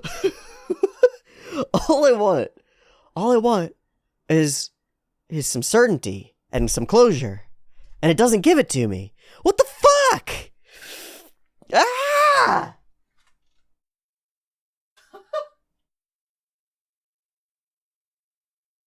Man, a year from now, this is either going to be one of my favorite endings of a series of all time or my least favorite endings of a series of all time. I don't know which. It's one or the other, man. It's one or the other. It's either my favorite or my least favorite. This is either amazing or terrible. The whole first half of the episode is amazing, and last episode is amazing, and it comes together so perfectly. It rhymes so solidly. Char and Hamon and Sirocco all sort of scrambling over each other in some real sense. The whole sequence with the theater is so dramatic. Sorry, but it's true. It's so dramatic and so lovely. It's like it takes the characters like, okay, these are characters who are on the stage of the world deciding the fate of the universe. Let's put them in a theater and have it be as dramatic and dramatized as possible. Ah, I love it. And then confusion hits. And then confusion. Like, what really happened there? I don't know. Emma Sheen gifts herself, her power, her body, her life force to Kamille, and is the first to really figure it out and believe that his power is the power to take power from others and channel it and use it. It's so interesting. It's so weird. Because I guess we can look back and we can say that maybe Kamille's been doing this the whole time. I think that's the intent, is that we look back and we're like, oh. But I don't know if that lands for me.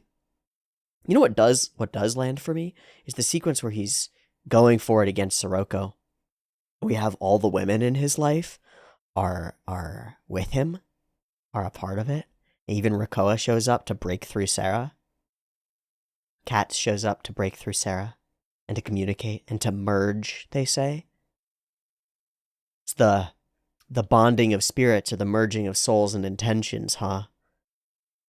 That's connection. But in this case, it only is able to happen between Kamille and a bunch of people who are already dead. Maybe as he crosses that threshold himself or comes up close to it. It's not super clear. It's not super clear, man. That's... I hate it. I hate that I love it. Oh, no. I really...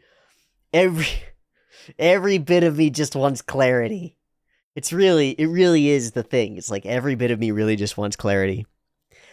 But there's an issue with that if you have a clear narrative, it tells one story. And if you have an unclear narrative, you're forced to think about it. You're forced to. With a clear narrative, you can just watch it. It happens the way that it happens. You see what you see, and there's not much to discuss. Like, you can talk about the reasons that characters made the choices that they made. You can talk about the circumstances that led to the things that they are, the emotional content and all that stuff. But if you have an ending like this that's not, it doesn't flesh everything out, it doesn't paint the complete picture, it leaves pieces out for you to fill in yourself, it forces you as a viewer to really engage, to really put yourself into those pieces and try and figure out what snaps together. Fuck! So I really like that, but I really want the closure of finality and simplicity too. You know what? You know what it may be? Really? Bam! First of all, amazing. Amazing. The most distorted we've ever seen from Sirocco, and it's perfect, right? This is a guy who's remained cool, calm, and collected in so many moments. We hit him and it's just static. The flipping hair out in front of him creates so much emotion. The stretch across the screen, so much. Disappear! And it's like the sheer force of moving forward shatters his visor. I feel like okay, my headcanon-y theory at present, I might look this up for my own closure purposes. But for now, I'll stick with headcanon for the moment. I think the structural integrity of the Zeta falls apart during that final rush. This part here, as he blasts forward and smashes into him, I think the structural integrity of the Zeta is gone. Because when we turn to Kamille in this scene, I'm about to die, but I'm taking your soul with me, Kamille Bidan, there's debris floating around him. And it's unclear if there's like a barrier between him and the outside world of space. But I think the debris floating there indicates that there isn't. And so with his mask shattered, half in it, half out of it, locked in by the normal suit, the suit that keeps him oxygenated and is the barrier between Kamille and space, really. Like, that's it right there. The Densmanovsky particles and space itself is like, that's where new type shenanigans actually happen. That's where people communicate and meld and merge. But locked inside your mecha, locked inside your suit, you're all enclosed off, layers and layers like an onion. Or an ogre. Layers and layers separating you from everybody else. The mechas can't communicate with other mechas. The people in the mechas can't communicate with other people in other mechas. You can't contact each other through those barriers. It tracks if we think about all of the pink visor over Rosamia stuff. That stuff all falls into place there, doesn't it? So my theory is Kamille is, at this moment, exposed to space. And as we get this light from Sirocco blasting toward him, that's what's going on. He's lost air. And we foreshadow it with him touching his visor early on, right? And like, in that moment, he's trying to connect. He's trying to have this connection with Emma. And so to remove the visor, to remove the barrier between them, and risks his own life in doing so, right? Like, connects to space in doing so. I don't know if that's right, but that seems okay to me. He blinks. Hey, a light. The light is spreading. It explodes and bashes him back. And then from there, it's really hard to read. There's no movement from Kamille, and it's only when we're in Camille's perspective, sort of, that there's movement from him. He's moving around and expressing. And I think we have to take that in context of what happens with cats. With what all those characters say as we move into the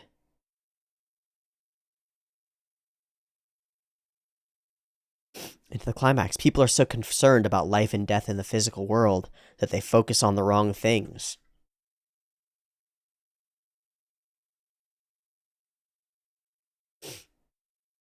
All of these characters have lived on after their deaths, in some real sense. So maybe he can too. Maybe that's exactly what we see. I'm sure you all understand. I'm sure you all understand. Even if I must sacrifice my life, my body, I will never forgive him. He pulls the visor up. I'm sure you all understand. Bastards like him must not be allowed to live. I'm sure you understand. He's calling out, calling out, calling out.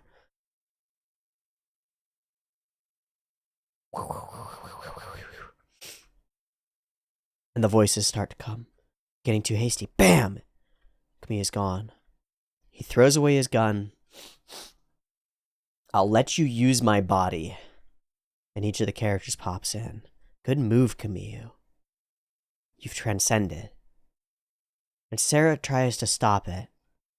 Oh, give it a rest. And it's the other women in his life who step in to stop this. Right now, we must leave things to Kamille. This isn't something that a child can understand. But Mr. Poptimus is... No, he's a man who must not be allowed to live in these times. He's my... We think with cats instead. Don't use your head alone. Look at what Kamille is looking at. Even the person in there can easily merge like we do. Even he could. That's what Kamille is looking at. A future where people like that don't have to be because they're connected, right? All the spirits join Kamille. He explodes and bam! I think it's gorgeous. I think this is awesome.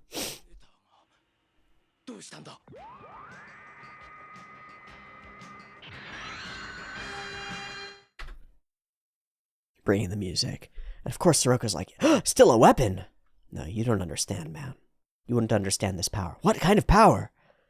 Power? That couldn't defeat a mobile suit. And the women appear around him. Kamille is in a machine that puts such power to use, the Zeta Gundam. Women's voices.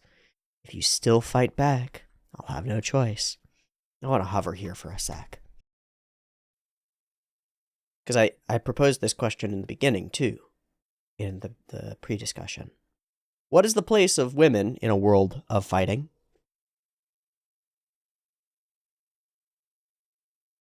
Jumping off of the interview that we read through with Tomino. What is the proper place in Tomino's estimation for these characters? It seems to be supporting the chosen masculine, or like the self-chosen masculine. Kamille embodies hero. These are the women around him who, in this pivotal moment, are there to support him. And then in Fa's case, to pick him up after. That seems to be what's being put forward. Not to stand in the way that Sarah does, but to open a path the way that Rakoa does, and to support from behind the way that we have Fora and Rosamia do. That seems to be the answer that we've come to. Whether I agree with it or disagree with it, I just don't know. You wouldn't understand this power. Kamille is in a machine that puts such power to use. I don't know how to tie this in with my allegorical understanding of mecha as like embodiment visualized, or empowerment, or grasping the ability to cause change in general. But it seems to fit. It seems to fit to me. You know what it reminds me of more than anything? Is a pivotal piece of Tengen Toppa Gurren Lagann. What is it that powers the Gurren and the Lagann? What is it that powers them? It's Simone's belief, right? And it's more believy if more people believe in him, mostly. You know?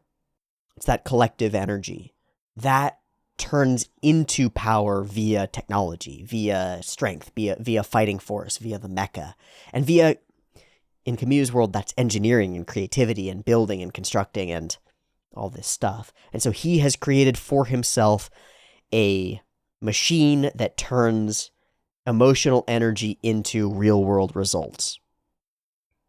And it channels, he takes on the burden of responsibility and the burden of loss and experiences of loss. And that leads him to a place where he's able to connect people and channel them into real world application. To really get a bunch of agreed upon spirits to move in one direction.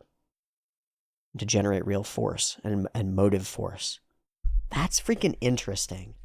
It's such an interesting conception. It's so weird because it's still so inarticulate. It's still so inarticulate. And yet it starts to like kind of tingle in my brain and make a little bit of sense here. Swoosh, speed. He just seems, the Zio just seems so overmatched.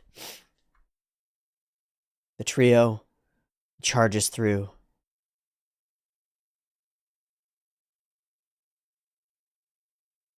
Move, Zio. Why won't you move? It's just so speedy. Bam! And impales him with the front of the Zeta. Crunch. New type power everywhere. An explosion of light. He promises to take his soul with him, and then we come to the ending again.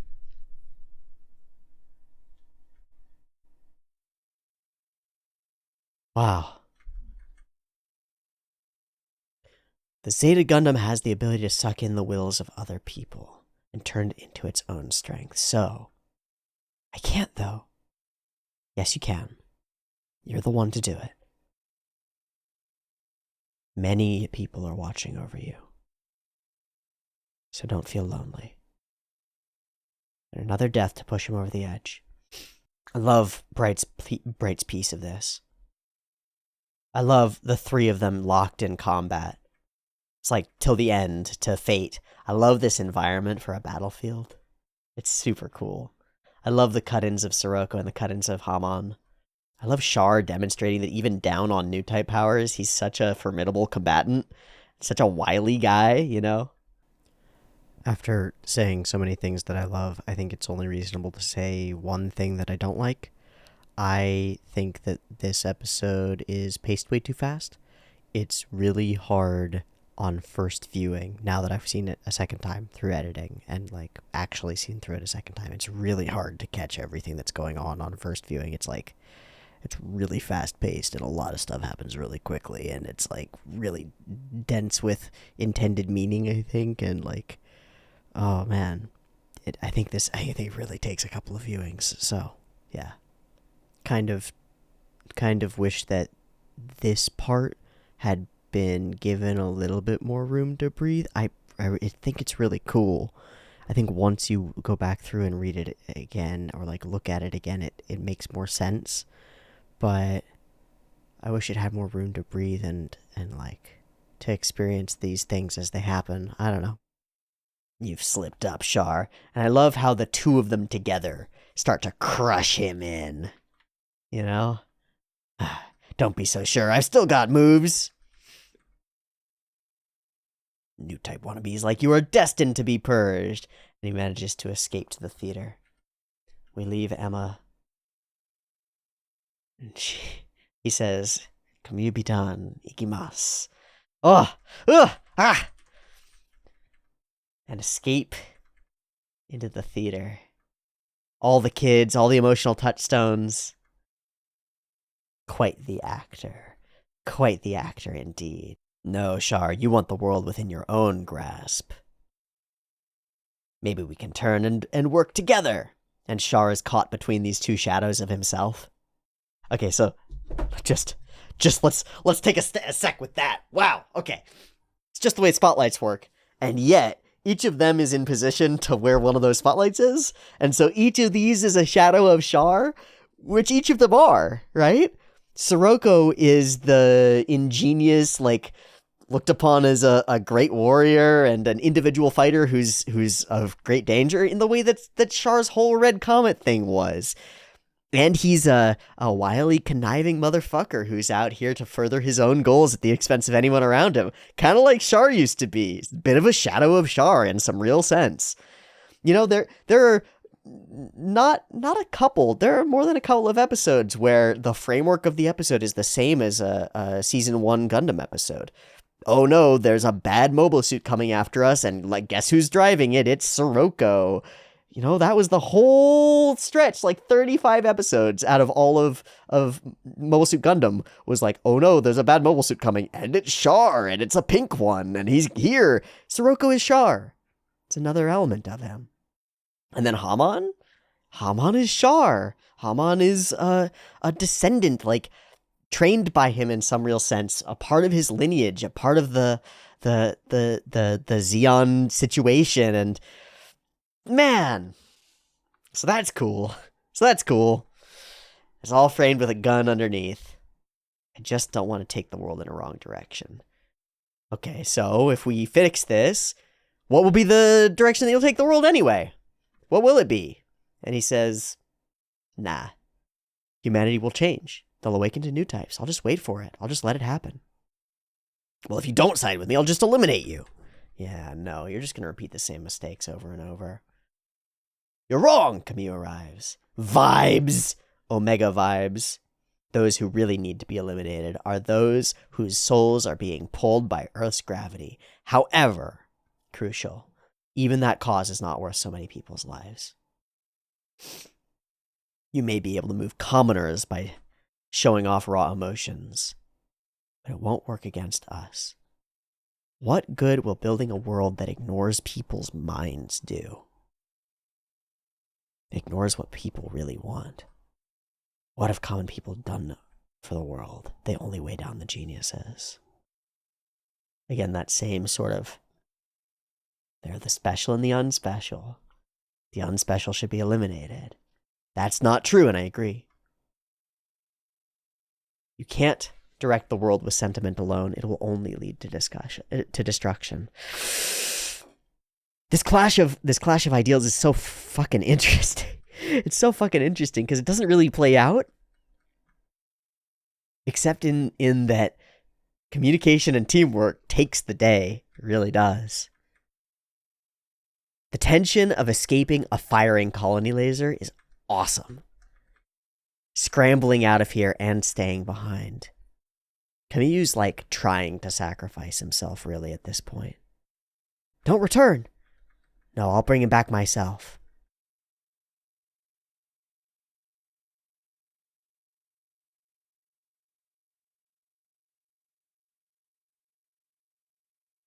And they show up in just the moment that he needs them. Okay. I'm not going to go and like hang out for a bit and then return to this, as I said that I thought I might. What I am going to do is this. Maybe I shouldn't do this. Maybe this is a bad idea. Maybe it's wrong. But I feel like I have exhausted what I want to say initially as an initial set of impressions about Zeta Gundam. My next step is that I'm going to go look at the Reddit rewatch thread for this final episode. I'm going to see what people discussing this episode think about it. I'll record this. I'll screen record this so that I like window capture it. That way I can share it with you and show you what I think about what we end up seeing. So give me a sec to go and find the Reddit rewatch thread for Zeta Gundam 50. Gundam, you see fans' notes on Zeta Gundam episode 50. Emma dies of her wounds, and so Yazan has killed Zeta Gundam's best girl, that bastard. Of course, you could make the argument that Emma let go in order to fuel Camille's new type powers, but she was pretty much going to die anyways. Sirocco yells a bunch. Char's mobile suit gets trashed. Yet again, it is just a test-type model with anti-beam coating as armor. There's no way it could stand on even ground. The theater scene is the natural culmination of their paths. It's where you can see where they stand, where they say they stand in the world. However, all of them are lying. Soroko claims to be only a witness to history, yet was willing to scheme and kill his way to the top. Hamon says she wants to restore the Zabi family, yet it's clear she's only using Princess Mineva to fuel her own ambitions. Char claims that he's just waiting for new types to come naturally, but in reality he's just been running away from the issue of leading that type of growth. All three of them don't want to admit what they really want and who they really are, and you could say that it is the pressure of the firing of the beam that eventually forces them to act in some sense and causes them to clash. Soroko sounds a lot like Kamille when he says that the world has only ever been truly run by the intelligent and that the common people hold them back. Just replace common people and geniuses with adults and kids, and you'd more or less have something Kamille would say early on in the series. It just goes to show that Soroko is Kamille if he was evil and jaded. I'm pretty sure that was Gaddy Captain that just got vaporized. Yep. For all of her anger towards Char, Hamon was saddened by his apparent death. Somewhere deep inside her, she still had those feelings she held onto when she was a younger girl who idolized him. Despite Kamille's channeling of the dead with his new type powers being used to end this battle, it's still horrible to Kamille's mind. Like I said before, at that moment, Bright could feel Kamille's new type presence, and it felt cold, angry, and bitter at the world. There's something immensely satisfying about seeing a smug bastard like Soroko panic when he hears Kamille channeling the spirits of the dead, and when his Theo is immobilized. Kamille impaling Soroko on the front of the Zeta is easily one of the best kills in the entire Universal Century. It ranks up there with Char's bazooka headshot on Kaicilia Zabi, in my opinion. That's a tough one to mishmash. Too bad that cool finishing move put Kamille within range for Soroko to fry his mind like that. That could have been avoided by Kamille just shooting Theo. But at that point, it was more of the biosensor acting on Camille's emotions rather than anything directly from him. The biosensor? What? What are we talking about? The what? Okay, so that's a thing that will be explained in later and retconned in. Okay, that helps to explain some of the Zeta stuff. Okay. And so, the Tetons were destroyed, so that's what happened? So Kamille is alive. Soroko just brain melted him? You just vegetated him? Oh, that's so much worse. On a lighter note, I've been waiting all series to make this joke. I like my soup how I like my Kamille Bidan. Vegetable. Terrible. Terrible. So, the Tetons were destroyed, the Argama is heavily damaged, the Ayuga has lost most of its forces, Char has disappeared, but not dead. Kamille is now literally R-word, and Axion is now the top power in space. Oh, shit. That's a way to frame it. Yeah. Uh-oh. Holy shit.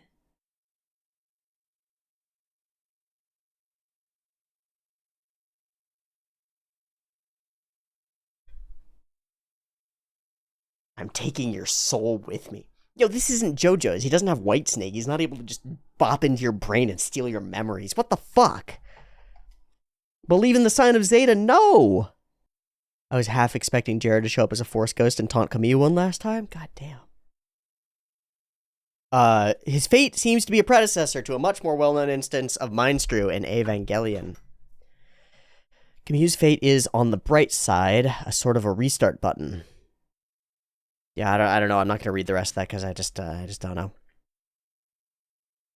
Kamille's lost it talking to himself like that. Yeah.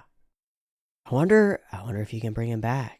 There's almost no oh, this is a great comment. Great point. There's almost no denouement here, which is both interesting from an analytical perspective and frustrating as a viewer. Just a bit of Fa and Kamille immediately after he finishes off Soroko, a hint of Char surviving, which I'm sure would have, at the time would have been the cause of much speculation, and that's it. Yeah, I'm confident that Char will survive, but this hits on it exactly. It feels so frustrating because it just leaves you at the end. It's just like, and that's the war. That's what happens. Story dori da. Like that's how the story is gone. And there's no, you know the shitty it's terrible. But you know the stupid sequence at the end of Star Wars where they pin the medals on them. We need that. Where's that? Right? Like that's actually what's missing is the denouement. Is the like things have ended. We transition into a new era. The narrator says a thing. Something changes. Our characters hug and hold each other and are like, fuck. Everything went badly. We lost the whole of the radish, and we lost Emma, and all these people. Char is gone. We don't know what to do. And Camille's, Poke falls over. Great. No denouement. And that sort of denouement gives us some certainty. It's like, and thus the events of the story have concluded. Instead, it just comes up, Zeta Gundam, Fiend. The thing happens, and then it's over. Oh, it genuinely leaves me wanting more, which is very surprising.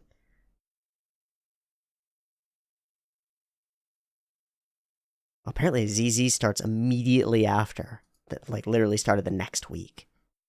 Rather a large contrast between 0079's hopeful conclusion and this. Kamille's a vegetable, most of the cast have died horrible deaths, and everything is completely fucked, and perfectly set up for Hamon to take over. Well! Yeah, right before he leaves, Emi says what he always says as he sorties. Ikimasu. Yeah. And the Aug is devastated. Hamon and the Axis actually get away with the best circumstance. Shit, man. I gotta say, this makes me want to watch more Gundam. It's weird. It's weird to say that, and I don't know if I will. I don't know if I will, at least not immediately. I think more Gundam is... It's on the docket at some point. I don't know if I'm going to jump straight into ZZ. There's been an argument going on in the Gundam channel, the Discord, for like a week now, because people are like, well, he's coming out to the end, so they've been discussing what they think I should do next, and I've been glancing at it and watching the discussion as it goes by, and I'm just not sure. It's all been so up in the air until this moment, until today, and until actually watching it through, so it's like, no idea what to do. Still no idea. I won't say that I know what I'm going to do. I think what I might do is... I might try to take a break from Gundam and do another series from a similar time frame. But it's like, I don't want to spend a year on another series. I don't want to do like a 50-episode series and then come back to Gundam from there. I don't know if I want to do some of the movies, which some people have recommended. There are a couple of movies that have been thrown out there. Some people have said it would be fine to just jump around in the UC and skip ZZ, or skip this, skip that, go from here, watch Charney, watch Victory, watch Witch from Mercury. There's so much Gundam. And some people have indicated that there's so much variety of Gundam. These early UC series might be their own specific sort of thing, but there's so much variety in the universe that there are a lot of different kinds of stories that get told. And that's exciting and interesting. So maybe I'll look for something like that. Maybe I'll throw up a poll that will contain a couple of different Gundam options and maybe a couple of non-Gundam options. One thing that I want to see at some point is Macross. I'd really like to watch Macross. I'd really, really like to watch it. Partly because there's so much Itano in it and so much gorgeousness. I'd also like to watch Space Runaway Ideon. Because, well, it's also Tomino, but it's different, and it's it's considered such an inspiring point for so many other shows, and for Anno, and for all these other things. So I don't know exactly what I want to do here post Gundam, but I look forward to comments about it, and recommendations, and playing it by ear. Man. Oh my god, 50 episodes, y'all. It's not the longest show that I've ever done on the channel, but it's up there. It's among the top 5 of longins, including the first season, 0079. It doesn't, it pales in comparison to Genga Eiyu Densetsu, or even, I think, Chie Afaru is well and truly up there in terms of episode count. But Zeta's been a roller coaster, both in the show and outside of it. What it's caused and created in me, and the... It's interesting. It fits in a place.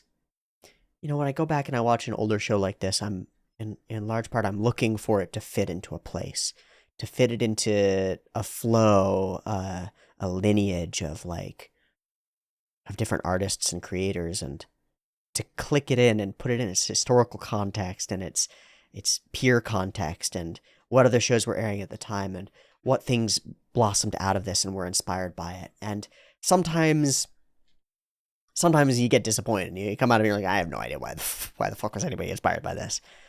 Not so with Zeta. There's a lot. There's a lot in Zeta.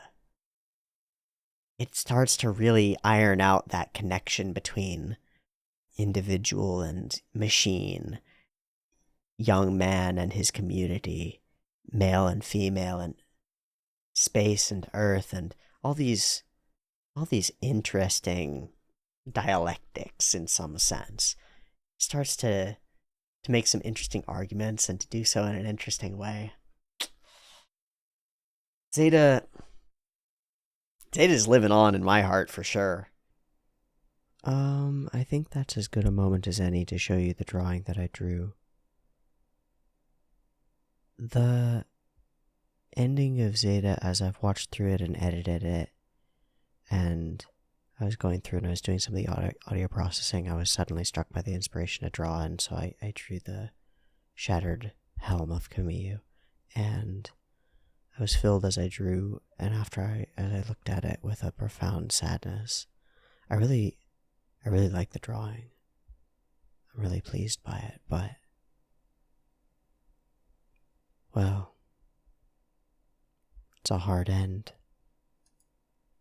And a lot of loss, a lot of rage, a lot of pushing past and breaking. It feels really relatable.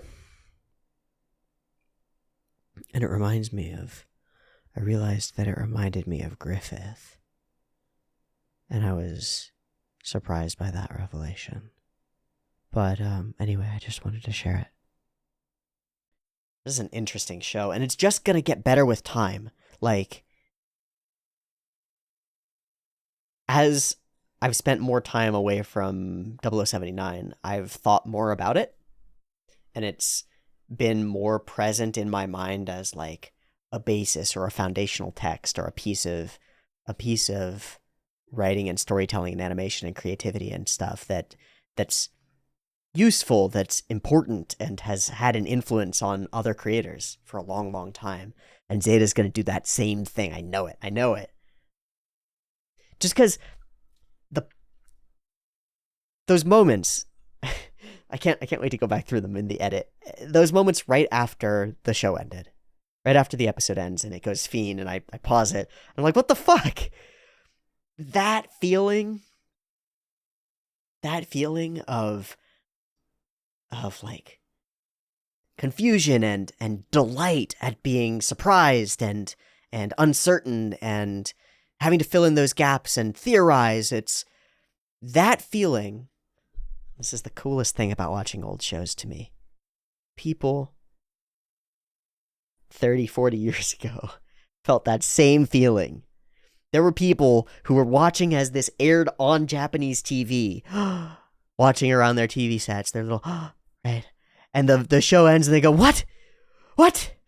No! Yeah! Nani? There were people freaking out about this 30 years ago, and I'm freaking out about it now. And their spirits guide me. It's like, I join in a great marching dance of people who've experienced this experience, and all y'all who watch through this, I mean, I don't know what you're gonna think as you watch through me experiencing that and trying to figure it out and being confused and pissed and frustrated. Maybe it'll echo exactly the way that you felt 30 years ago, you know? Maybe it'll be different and it won't be something that you experienced, but maybe it'll echo the way that you felt 30 years ago, and maybe it'll, maybe 30 years from now somebody will find a YouTube video. What's that? What's a YouTube video? and experience the same experience alongside me. Like, it's so cool that as dated and as obviously from its time as a piece of media can be, it can evoke something timeless in us and tell a story that lives forever. Stunning.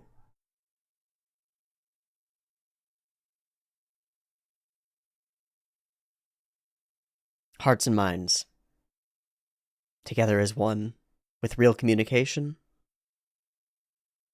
guides us into the future. That's my takeaway from Zeta Gundam. That's the idea that I think Tomino wants to get at. Is that ability to connect with other people is more powerful than power. It's worth more than money. It's powerful. And so I hope that in some small sense, through the mecha that I stand in front of, my computer system, this is my mecha, and through the technology that we use to cross the grand empty distances and vastness of space that separates us, the Minovsky particles and weirdness that get in our way, I hope that by recording my experience of this show and this emotional roller coaster and sharing it with you, we can form some kind of that special power in connection, that special something that links us together and generates something more. Maybe, just maybe, it'll help guide us into a future worth living in. One where it's not oppressive and stuffy out here. One where we can connect. That's my sincere hope. Thanks for watching Zeta Gundam with me, with all its ups and downs. Much, much love.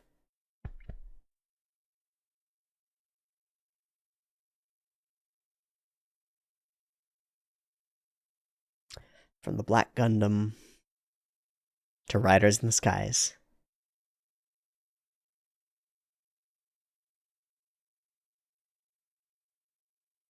That'll be it. See you around. Peace.